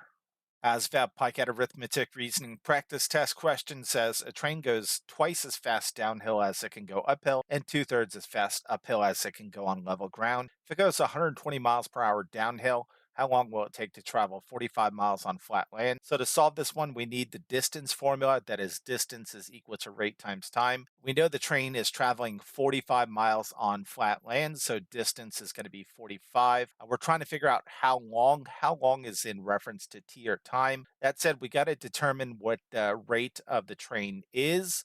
And to do that, we're going to work backwards. Again, we know how fast the train goes downhill. According to the problem, it goes 120 miles per hour downhill. According to the problem, likewise, we're told that it goes twice as fast downhill as it can go uphill. So if it goes 120 miles per hour downhill, and that's twice as fast as it can go uphill, that must mean it goes 60 miles per hour uphill. And finally, we're going to figure out how fast it's going across level ground. And right here it says it goes two-thirds as fast uphill as it can go on level ground. So 60 miles per hour is equal to two-thirds as fast as the train can go on level ground. So we're going to solve this one for L, and that will be our rate that we can plug into the distance formula here. Let's clear this fraction in front of L by multiplying both sides of the equation by its reciprocal, notably by 3 over 2. This crosses out here and here, leaving you with L over here. Let's do this math very quickly. I'm going to write 60 as a fraction by placing it over 1. 2 goes into 2 one time, 2 goes into 60 30 times. This is 3 over 1, which is just 3, times 30 over 1, which is just 30. 3 times 30 is 90. So this train goes 90 miles per hour across level ground. So we have everything we need to solve this one. Again, we know distance is 45 miles. We know its rate across level ground is 90 miles per hour. So let's plug that in. And we know we're going to be solving for t. To solve for t, we're going to divide both sides by 90, of course. This crosses out, leaving you a t over here. 45 over 90 reduces to 1/2. Again, 45 divided by 45 is 1. 90 divided by 45 is 2. So in other words, it's going to take this train half of an hour to cover those 45 miles. So this one is C. There are 60 minutes in an hour. And if you didn't know that half an hour is equal to 30 minutes, you do 60 times 1/2. Write this as a fraction by placing it over 1. This is 60 over 2, which is 30. So that's how we got the 30 minutes there. This arithmetic reasoning practice test question for the ASVAB and PiCAT says a boat goes 4 times as fast downstream as it can go upstream and 1/2 as fast upstream as it can go in calm water. If it goes 20 miles per hour downstream, how long will it take to travel 40 miles in calm water? So this final statement here, how long is in reference to t, our time, will it take to travel a distance. Again, 40 miles is a distance in calm water. So we're going to need the distance formula to solve this one. That is distance equals rate times time. That said, we're going to have to determine the rate of the boat as it goes in calm water. And to do that, we're going to use the other information in this problem, specifically regarding the rate of the boat as it goes downstream, upstream, and then finally in calm water. So right here it says it goes 20 miles per hour downstream. So I'll put that for downstream. Likewise, it says it goes 4 times as fast downstream as it can go upstream. So this 20 miles per hour is 4 times as fast as this boat can go upstream. Again, that's the same thing as doing 20 divided by 4. 20 divided by 4 is 5. So if it can go 20 miles per hour downstream, that means it goes 5 miles per hour upstream. And then finally, it says 1/2 as fast upstream as it can go in calm water. So this 5 miles per hour is equal to half the speed, our rate that the boat goes in calm water. To solve this for C, the rate of the boat in calm water, we're just going to multiply both sides of this equation by the reciprocal. This crosses out here and here, leaving you a C on this side. 2 over 1 is just 2, so this is 2 times 5, which is 10. So the rate of the boat in calm water is 10 miles per hour. Now that we know that, this one's actually very easy to solve. Again, we know the boat is traveling a distance of 40 miles. We know its rate is 10 miles per hour in calm water, and we're going to be solving for t. To solve for t, divide both sides by 10, of course. This crosses out, leaving you a t over here. Cross out these corresponding zeros. 4 divided by 1 is 4. It's going to take the boat a time of c 4 hours to travel 40 miles in calm water. So this one is C, of course. This arithmetic reasoning practice test question for the ASVAB and PiCAT says 2 trucks leave a factory at the same time. One travels east at 65 miles per hour and the other travels west at 35 miles per hour. In how many hours will they be 200 miles apart? So we have 2 trucks leaving the same factory, which I'm going to represent with this dot here. One's heading east at 65 miles per hour, and the other is heading west, albeit at 35 miles per hour. And we want to know how long it is until they are 200 miles apart. So many of you are probably saying, well, I'm going to use the distance formula to solve this one. That is, distance is equal to rate times time.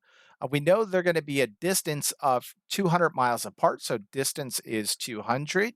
What is their rate? Well, in this case, they're traveling away from each other at a combined rate of 65 plus 35 miles per hour. If you can't do that mentally, do it off to the side. 5 plus 5 is 10. Bring down a 0, carry a 1. 6 plus 4 is 10. So they're traveling away from each other at a combined rate of 100 miles per hour. And to solve for t, all we have to do is divide both sides by 100. In doing so, this crosses out, leaving us with t over here. 200 divided by 100 is 2. In other words, it's going to take them be 2 hours to be 200 miles apart. This arithmetic reasoning practice test question for the ASVAB and PiCAT says, of 1,240 people polled, 30% preferred cats over dogs. Of the people who preferred dogs, 50% preferred large dogs. How many of the people polled preferred large dogs? All right, so you know that polling is going to be 100%. If 30% of the people preferred cats. That means 70% of the people preferred dogs. Again, 30% plus 70% is 100%. And of those 70% who preferred dogs, 50% of them preferred large dogs. So we know that there were 1,240 people polled. The first thing we have to do is determine what 70% of 1,240 is. So that's going to be 1,240 times the decimal equivalent of 70% is zero point 0.7. So this is 1,240 times zero point 0.7. Of course, to do this multiplication, we want to take this decimal in zero point 0.7 and move it one time to the right to make this 1,240 times 7, albeit with one decimal to move back into the left when we're done. 0 times 7 is 0. 4 times 7 is 28, carry a 2. 7 times 2 is 14, 15, 16, carry a 1. 1 times 7 is 7, plus 1 is 8. Bring our one decimal back in, of course. So this tells us that of the 1,240 people polled, 868 of them preferred dogs. Now we know 50% of them preferred large dogs. So to finally get our answer, we're going to do 868 times the decimal equivalent of 50%, which is zero point 0.5. So this is times zero point 0.5. Again, move this decimal one place to the right to make this 868 times 5, albeit with one decimal to move back into the left when we're done. 8 times 5 is 40, carry a 4. 6 times 5 is 30, plus 4 is 34, carry a 3. 8 times 5 is 40, plus 3 is 43. Bring our one decimal back in. So we can see that 434 people of the 1,240 people polled preferred large dogs. So this one is going to be B, of course. This arithmetic reasoning practice test question for the ASVAB and PiCAT says each January a landlord increases rent using the cost of living index. If the rent has been $15.50 a month and the cost of living for this January was 2.7%, what is the new rent per month? So to solve this one, we first have to figure out what 2.7% of 1550 is. And to do that, we're going to multiply 1550 by 2.7%. 2.7% in decimal form is 0.027. So this becomes 1550 times 0.027. Of course, in order to do this math, we have to take the decimal in 0.027 and shift it 1, 2, 3 times to the right, such that this becomes 1550 times 27, albeit with 3 decimals to move back into the left when we're done. 0 times 7 is 0. 5 times 7 is 35, so bring down a 5, carry a 3. 5 times 7 is 35, 36, 37, 38. Bring down a 8, carry a 3. 1 times 7 is 7, plus 3 is 10. Before we start multiplication with this 2, we have to add a 0 placeholder. 2 times 0 is 0. 2 times 5 is 10, carry a 1. 2 times 5 is 10, plus 1 is 11, carry a 1. 2 times 1 is 2, plus 1 is 3. Add this all up. This is 0, 5, 8, 1, 4. Bring in our 3 decimals, 1, 2, 3. So in case it's not obvious, 2.7% of 1550 is going to be 41.85. In other words, the rent's going to increase by 41.85. So we're going to take that 41.85 and add it to the 1550. If it's helpful, you could put a decimal and 2 zeros here. 0 plus 5 is 5. 0 plus 8 is 8. Drop down your decimal in place. 0 plus 1 is 1. 5 plus 4 is 9. 5 plus nothing is 5. 1 plus nothing is 1. So you can see the new rent after it's adjusted for the cost of living index is going to be 1591.85, which is answer choice D in this case. This arithmetic reasoning practice test question for the ASVAB and PiCAT says Andrew's regular pay is $12 per hour plus time and a half for overtime. How much is his pay for 40 hours of regular time and 10 hours of overtime? All right, so we know Andrew works 40 hours plus 10 hours of overtime. And we know for these 40 hours, he gets paid $12 an hour. That said, for the 10 hours of overtime, he gets paid time and a half. So if he makes $12 an hour, what is time and a half of $12 an hour? Well, we're going to multiply this by 1 and 1/2. Now, let's go ahead and work on multiplying this whole number in this mixed number. This will become 12 times, and let's rewrite this as an improper fraction. We're going to do 1 times 2, which is 2 plus 1, which is 3. So this is 3 over 2. And I can write 12 as a fraction by placing it over 1. Now, when you multiply fractions, you just multiply straight across, but you always want to cross reduce. In this case, can say 2 goes into 2 one time, 2 goes into 12 6 times. So this is 6 over 1, which is just 6, times 3 over 1, which is just 3. 6 times 3 is 18. So his time and a half rate is $18 an hour. And again, he worked 10 hours at $18 an hour. So let's go ahead and do this math. Again, you don't get a calculator on this test, so you got to be able to do this by hand. 0 times 2 is 0. 4 times 2 is 8. Before we start multiplication with this one, we bring in a 0 placeholder. 1 times 0 is 0. 1 times 4 is 4. Let's go ahead and add this up. So this is going to be 480. Now you should be able to do this part mentally, but if you can't, I'll work it out for you. We have 0 times 8, which is 0. 8 times 1, which is 8. Add a 0 placeholder. 1 times 0 is 0. 1 times 1 is 1. This is 180. So for the 40 hours he worked, he made 480. For the 10 hours of overtime he worked, he made 180. Let's go ahead and add those things up to find out how much he made in total. This becomes 480 plus 180, 0, 16, carry a 1, 4, 5, 6. So for the week, he made $660, which is answer choice C, of course. This arithmetic reasoning practice test question for the ASVAB and PiCAT says John bought 5 pounds of apples for $1.20 per pound and a 9-pound ham for $3 per pound. How much did these groceries cost? All right, so in order to calculate that, let's go ahead and do 120 times 5. And in order to do this multiplication, we're going to take this decimal and move it 2 times to the right to make this 120 times 5, albeit with 2 decimals to move back into the left. 0 times 5 is 0. 2 times 5 is 10, so bring down a 0, carry a 1. 5 times 1 is 5, plus 1 is 6. So bring back in those 2 decimals.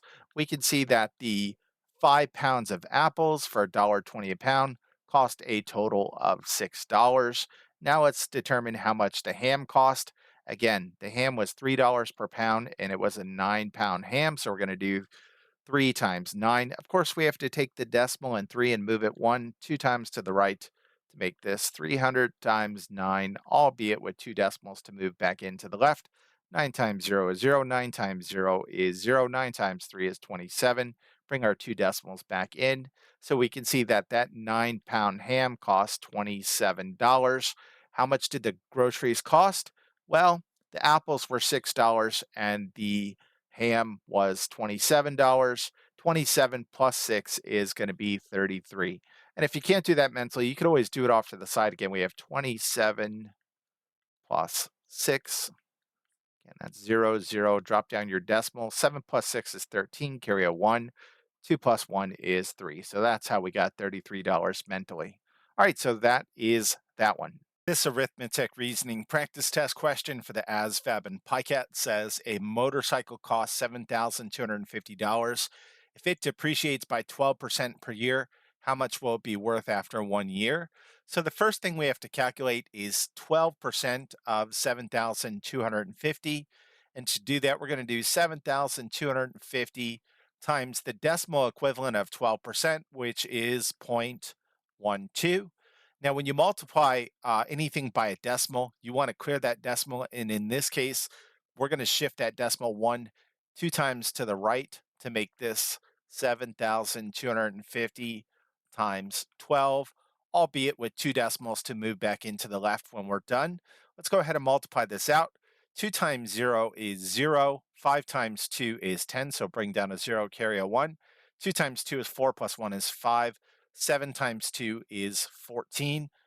Before we start multiplication with this one, we have to bring in a 0 placeholder. 1 times 0 is 0. 1 times 5 is 5. 2 times 1 is 2. And 1 times 7 is 7. Let's add this all up. 0, 0. 5 plus 5 is 10, so bring down a 0, carry a 1. 4, 6, 7, and then 8. Bring in our two decimals, 1, 2. So after 1 year, it depreciated by $870, but that's not the question. The question is, how much will it be worth after 1 year?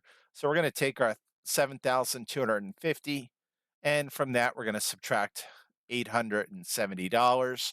That is the amount by which it depreciated. 0 minus 0 is 0. 5 minus 7 we can't do, so we have to borrow. This becomes 1. This becomes 15. 15 minus 7 is 8. 1 minus 8 we can't do, so we have to borrow. This becomes 6. This becomes 11. 8, 9, 10, 11. So this is 3, and we just bring down that 6 accordingly. So after 1 year, the motorcycle is going to be worth D, $6,380. This arithmetic reasoning practice test question for the ASVAB and PiCAT says 20% of the flights arrive from within the state, 45% from out of state, and the rest from other countries. If on a busy holiday weekend, a total of 240 flights arrived, how many arrived from other countries? So the first thing we have to determine is the percent of flights that arrive from other countries. And to do that, we're going to take 100% and we're going to subtract the percent of flights that arrive from within state and the percent of flights that arrive from out of state. That's 20% plus 45% or 65%. So we're going to do 100% minus 65%. You really don't need these percentage signs. And you should be able to do this mentally. 100 minus 65 is going to be 35. So 35% of the flights arrived from other countries. Again, if 240 flights arrived in total, we'll just multiply this by the decimal equivalent of 35%, which is 0.35 to get our answer. So this is going to be 240 times 0.35. Of course, when we do multiplication involving decimals, we have to take this decimal and move it 1, 2 times to the right to clear it, such that this becomes 240 times 35, albeit with two decimals to move back into our answer. 5 times 0 is 0. 5 times 4 is 20, carry a 2. 5 times 2 is 10, plus 2 is 12. Add a 0 placeholder. 3 times 0 is 0. 3 times 4 is 12, carry a 1. 2 times 3 is 6, plus 1 is 7. Let's add this all up. This is 0, 0, 4, 8. Bring our two decimals back in, 1, 2. So we could see that a total of B, 84 flights arrived from other countries. This arithmetic reasoning practice test question for the ASVAB and PiCAT says if an employee invests 5% of his pre-tax salary into a retirement plan, the company will match 25% of that amount. How much will the company contribute to the plan if the employee earns $40,000 before taxes? So to get started, we're going to take $40,000, and we know according to the problem, the employee invests 5% of that. So we're going to take 40,000 and we're going to multiply it by the decimal equivalent of 5%, which is 0.05. Of course, when you multiply something by a decimal, you want to clear that decimal.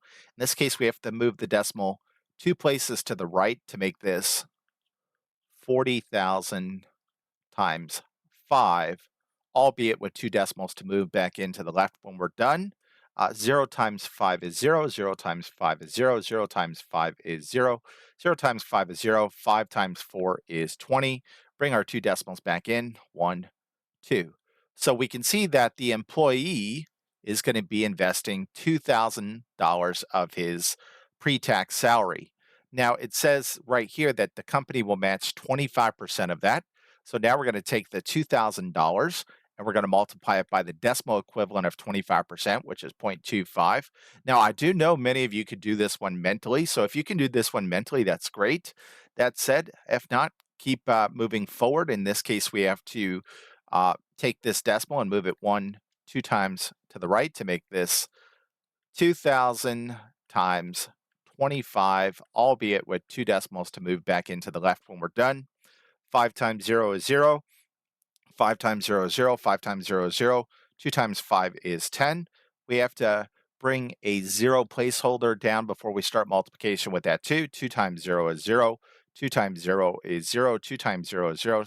2 times 2 is 4. Let's add this all up. 0, 0, 0, 0, 5. Bringing our two decimals, 1, 2. So we can see that the company is going to match $500 toward his retirement. So this one is going to be B, of course. This arithmetic reasoning practice test question for the ASVAB and PiCAT says a $20 minimum payment was made on a credit card balance of $520. The card was not used the following month, but the new statement showed an ending balance of $590. What percent is the credit card company charging to carry the balance? So first of all, we have to do this simple arithmetic right here. Again, the balance was 520, but we made a $20 payment. 520 minus 20 is going to be $500. So we had a balance of $500. We didn't use the card the following month, but the balance went up to $590 due to the fact that the credit card company charged us interest because of our $500 balance. Now, the question is, what percent interest did they charge us? And to figure that out, we're going to use the percent change formula, which means you're going to take the new value from that, you're going to subtract the old value, and you're going to divide that by the old value. Again, the old value is our $500 balance. The new value is our $590 balance after the interest rate was applied to our balance. So this becomes 590 minus 500 over 500. As it happens, this math is pretty easy to do. 590 minus 500 is 90 over 500. Now, there's a few ways you could go about solving this one. The first thing I'm going to do is cross out these corresponding zeros to make this 9 over 50. Now, again, if I write something with a denominator of 100, so let's say I had 5 over 100, I can convert that to a percent very easily. This would be 5%. Likewise, if I had 3 over 100, it would be 3%. In this case, it's very easy to rewrite this fraction with a denominator of 100 because I can multiply 50 by 2 and 9 by 2 to make this 18 over 100, and you know it's 18%. That said, on test day, it may not be that easy to make that conversion. So what you may have to do instead is do the long division. We could read this as 9 divided by 50. How many times does 50 go into 9? It doesn't, so I have to add a decimal and a 0 placeholder. How many times does 50 go into 90? Again, bring that decimal into your answer. 50 goes into 90 one time without going over. 50 times 1 is 50. 90 minus 50 is going to be 40. And of course, we have a 0 here that we can drop down as well. How many times does 50 go into 400? Well, that's 50, 100, 150, 200, 250, 300, 350, 400. That's going to be 8 times. In other words, 8 times 50 is 400 with no remainder. And we can see that this is 0.818, which is the same thing as 18%. So on test day, be prepared to either do this trick or to do the long division accordingly. Either way, as you saw, you get the same answer. This arithmetic reasoning practice test question for the ASVAB and PiCAT says Millie has a small rectangular garden plot that has a 30-foot perimeter. The width of the garden is exactly half of its length. What is the area of Millie's garden in square feet? So if it's helpful, you can quickly draw a rectangle. Again, on the actual ASVAB and PiCAT, you're not permitted to use a calculator or reference sheet, so you do have to know some general properties of rectangles. Specifically, you have to know that this width is equal to this width, and this length is equal to this length. We're told, according to the problem, that the rectangular garden has a perimeter of 30 feet, and we know that its width is half of its length, but those two things are unknown. So if its length is x, its width is half of that, or half of x. Again, if this length is x, this length is x. If this width is 1/2 x, this width is also 1/2 x. How do you find the perimeter if any polygon? You simply add up all of its sides. So to find the perimeter of this rectangle, we're going to do 1 half x plus 1 half x plus x. And what's more, we know the perimeter is 30 feet. So let's plug in 30 for p. This becomes 30 equals x, and x is going to be 2x. What is 1 half x plus 1 half x? If you can't do that mentally, do it off to the side. That's the same thing as 1 half plus 1 half. We're adding two fractions here that have a common denominator. So all we're going to do is keep our denominator the same and add our numerators. 1 plus 1 is 2. 2 over 2 is 1. So 1 half x and 1 half x is just x. So this becomes 2x plus x are 3x. Clearly, if we solve for x, we'll know the length and ultimately the width of this rectangle, which will help us find its area. So let's divide both sides by 3. This crosses out, leaving us with x over here. 30 divided by 3 is 10. So x is 10. In other words, the length of this rectangle is 10. What about its width? Its width is 1 half of x. So that's going to be 1 half times 10. And if you can't do that mentally, do it off to the side again. 1 half times 10. Since we're multiplying a fraction in a whole number, write 10 as a fraction by placing it over 1. When you multiply fractions, you multiply straight across. This becomes 1 times 10, or 10, over 2 times 1, which is 2. 10 over 2 is 5. So if you couldn't do that mentally, 1 half of 10 is simply going to be 5. So the width of our rectangle is 5. Now that we know our length and our width, we can quickly find its area. How do you find the area of a rectangle? It's length times width. It's going to be 10 times 5, which is 50 square feet. So this one is going to be this arithmetic reasoning practice test question for the ASVAB and PiCAT says a bank customer with an account balance of 135.38 deposits $78 in currency, 778 in coins, and a check for $1,250. What is the new account balance?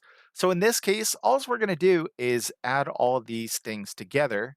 And to make this one very easy to do, I'm going to put the biggest number first. That way I can line everything up with the biggest number. So the biggest number is 1250, and I'm going to tack on 2 zeros so I can include my decimal. All right, what's the next biggest number? It's going to be 135.38. Cross that out. Next, we got $78. And then finally, we got 778. Again, the most important part of this problem is lining things up nice and neatly like I just did. So let's go ahead and add. We have 8 plus 8, which is 16, so bring down a 6, carry a 1. 7 plus 3 is 10, plus 1 is 11, carry a 1. And again, drop down your decimal. We want to work this one out as neatly and carefully as possible. Uh, 7 and 8 is 15, plus 5 is 20, plus 1 is 21. So bring down a 1, carry a 2. 7 plus 3 is 10, plus 5 is 15, plus 2 is 15, 16, 17. Bring down a 7, carry a 1. 2 plus 1 is going to be 4. We have nothing to carry, and we just bring this 1 down. So in total, they're going to have 1471.16 in their account, which you can see is answer choice D in this case. This arithmetic reasoning practice test question for the ASVAB and PiCAT says if an employee invests 5% of its pre tax salary into a retirement plan, the company will match 25% of that amount. How much will the company contribute to the plan if the employee earns $50,000 before taxes? So, first, we're going to take $50,000 and we're going to multiply it by the 5% that the employee invests. 5% as a decimal is 0.05. All right, to multiply this out, we have to move this decimal 2 times to the right to make this 50,000 times 5, albeit with two decimals to move back into our answer. 5 times 0 is 0, 5 times 0 is 0, 5 times 0 is 0, 5 times 0 is 0, 5 times 5 is 25. And you could also do this one mentally. Move our two decimals back in, 1, 2. So 5% of 50,000 is 2,500. That's how much the employee is going to invest. And we know that the company will match 25% of that amount. So we're going to take 2,500. We're going to multiply it by 0.25. Again, we're multiplying decimals, so we're going to move this decimal one, two times to the right to make this 2,500 times 25, albeit with two decimals to move back into the left when we're done. 0 times 5 is 0. 0 times 5 is 0. 5 times 5 is 25. So bring down a 5, carry a 2. 5 times 2 is 10, plus 2 is 12. Before we start multiplication with that 2, bring in a 0 placeholder. 2 times 0 is 0. 2 times 0 is 0. 2 times 5 is 10. So bring down a 0, carry a 1. 2 times 2 is 4, plus 1 is 5. Let's add this all up. This is 0, 0, 5, 2, 6. Bring in our two decimals. So the company will match $625. So this one is going to be C. This arithmetic reasoning practice test question for the ASVAB and PiCAT says of 1,240 people polled, 30% of them preferred wood rather than carpet for their home's interior flooring. Of the people who preferred carpet, 50% preferred the color beige. About how many of the people polled preferred beige colored carpet? So let's start right here. If 30% of the people polled preferred wood rather than carpet, that means 100 minus 30%, 70% of the people polled preferred carpet. So the first thing we have to do is figure out what 70% of 1240 is. And to do that, we're going to do 1240 times zero point 0.7. Why zero point 0.7? Zero point 0.7 is the decimal equivalent of 70%. So this becomes, again, we got to move this decimal one place to the right to make this 1240 times 7, albeit with one decimal to move back into the left. 0 times 7 is 0. 4 times 7 is 28. Bring down an 8, carry a 2. 7 times 2 is 14, 15, 16, carry a 1. 1 times 7 is 7, plus 1 is 8. Bring our one decimal in. So 868 people preferred carpet. And right here, we're told that 50% of those people preferred the color beige. So we're going to take 868, we're going to multiply it by zero point 0.5, which is the decimal equivalent of 50%.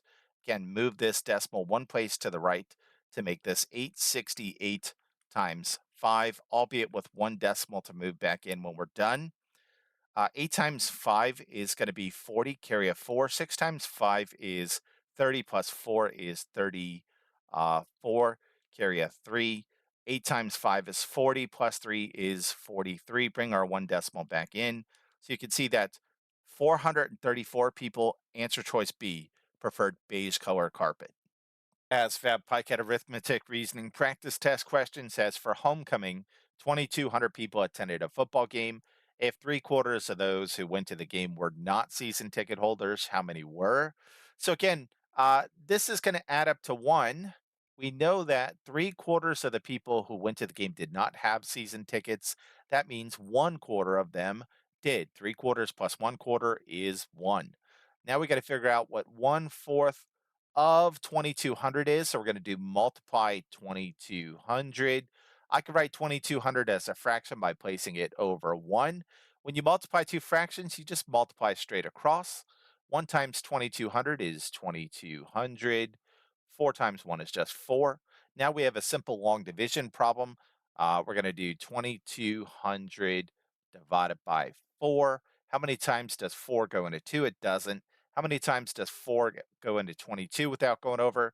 It's got to be 5 times, given that 4 times 5 is 20. 22 minus 20 is 2. Drop down this 0. We know 4 goes into 20, so let's go ahead and drop down this other 0. How many times does 4 go into 200? That's got to be 50 times. 4 times 50 is 200 with no remainder. So, in other words, C, 550 people of the 2,200 people who attended the game did have season tickets. This arithmetic reasoning practice test question for the ASVAB and PiCAT says Maria exercises for 1 in 5 6 hours every Saturday. She runs for 3/4 of that time. How many hours does she run each Saturday? So this one's very simple. We got to find 3/4 of that time. That time refers to the total time she spends exercising, notably 1 in 5 6 hours. So we're going to do 1 in 5 6, 3/4 of that time. This word of means multiply. So to get our answer, we're going to do 1 and 5 6 times 3/4. In order to multiply two fractions, I first have to convert this mixed number to an improper fraction. How do I do that? 1 times 6 plus 5. 1 times 6 is 6 plus 5 is 11.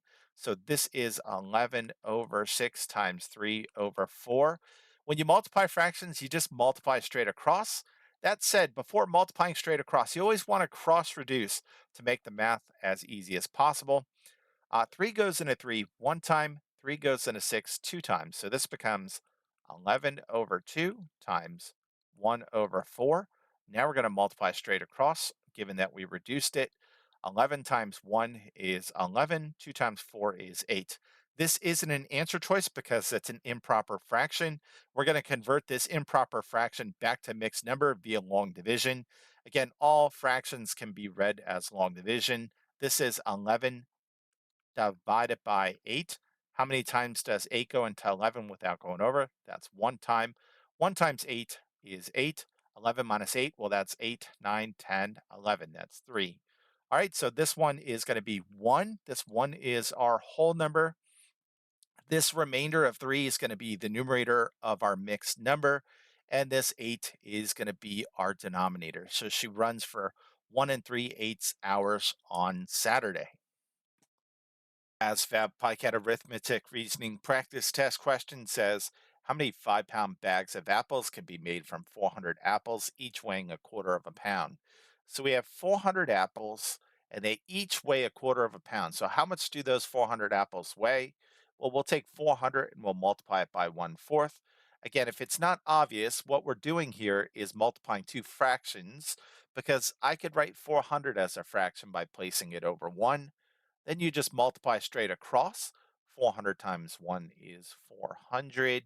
1 times 4 is 4. 400 divided by 4 is 100. So we have 100 pounds of apples. Again, from the 100 pounds of apples, we're making 5-pound bags.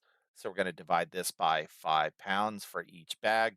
Cross out our units. 100 divided by 5 is 20. So you can make 25-pound bags of apples from the 400 apples if they each weigh a quarter of a pound. This challenge question for the arithmetic reasoning subtest of the ASVAB and PiCAT says a boat can travel 16 miles upriver in 2 hours. If the same boat can travel 36 miles down the same river in 3 hours, what is the speed of the boat in still water?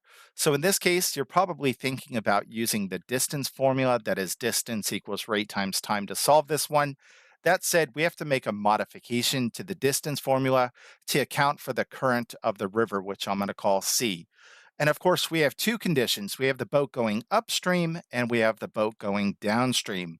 So when the boat is going upstream, this current is actually taking speed away from the boat.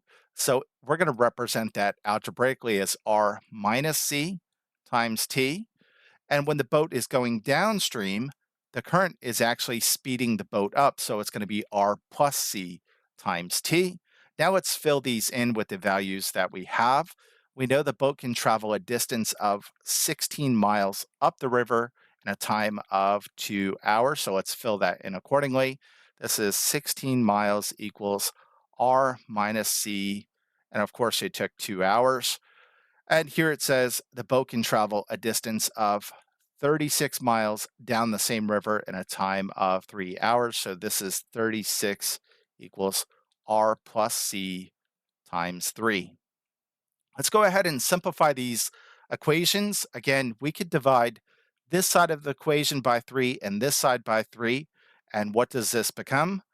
These cross out here. So we just have R plus C over here equals 3 divided by 3 is 1. 6 divided by 3 is 2. And let's go ahead and divide both sides of this equation by 2. In doing so, this crosses out, leaving us with R minus C over here. 16 divided by 2 is 8. Now, right here, we have a system of equations, and we want to solve for R, that is the speed of the boat in still water.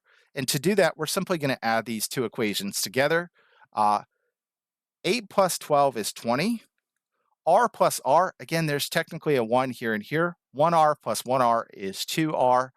And negative C plus C goes away.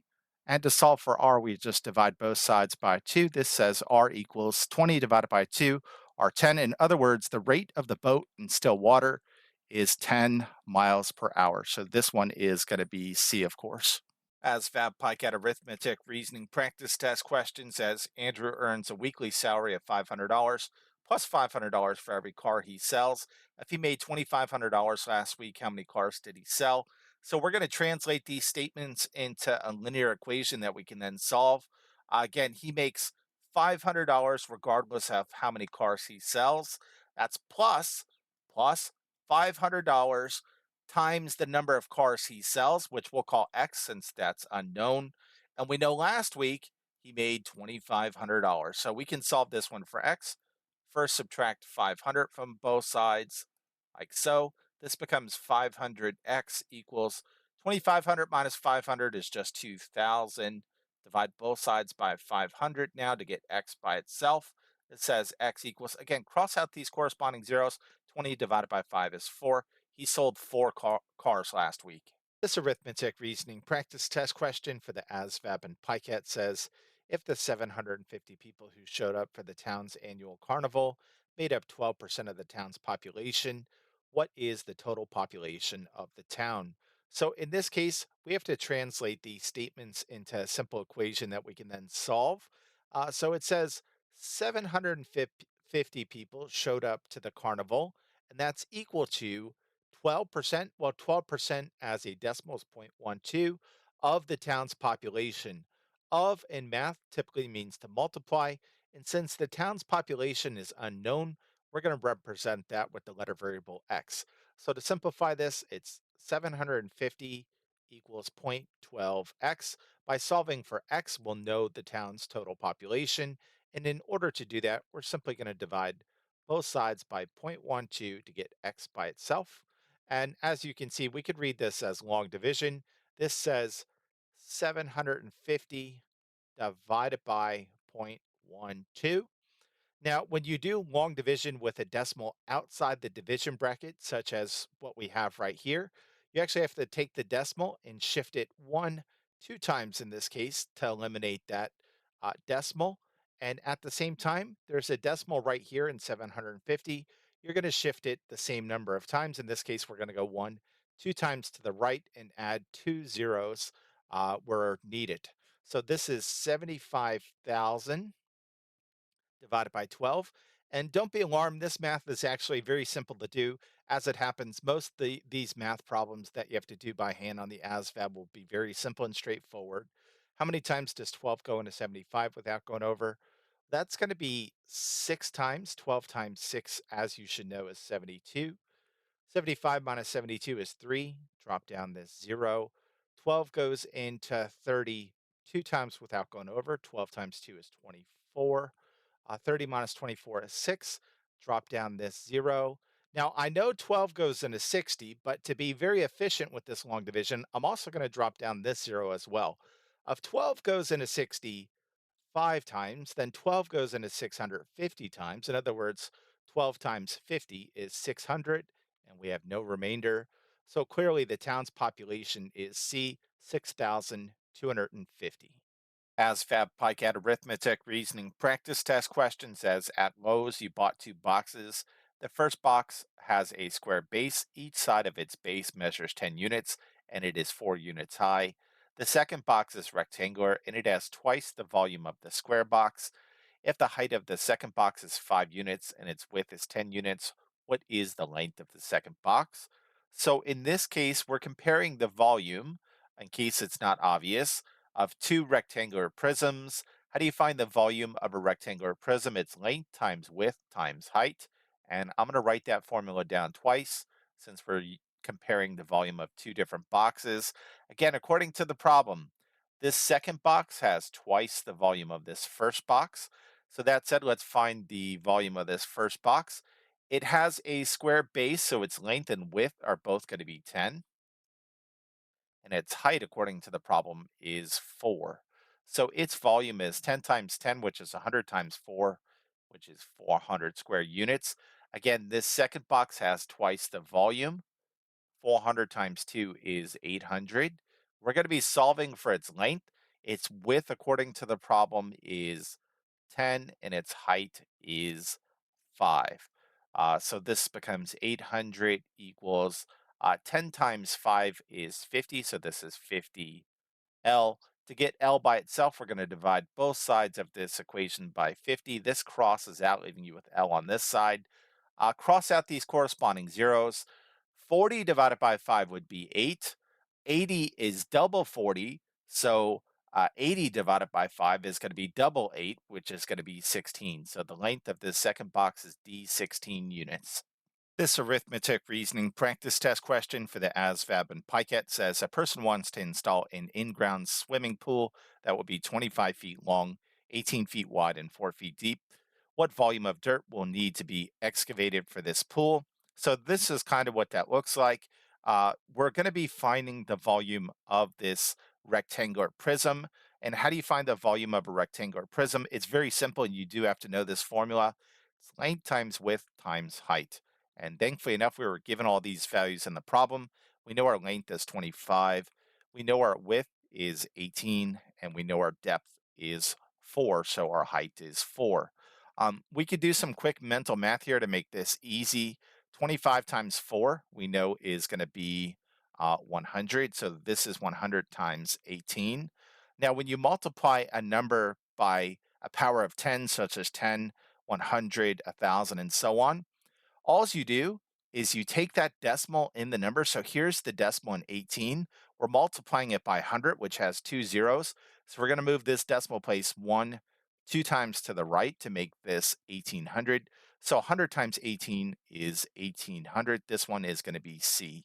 Again, mental math tricks like this will speed up your work and make it more accurate. So that is that one. This arithmetic reasoning practice test question for the ASVAB and PiCAT says, if a radar system beeps once every second, how many times will it beep in 2 days? So in this case, we're going to be converting from seconds to days. That is to say, we're going from a small unit to a bigger unit. So we're always going to be multiplying.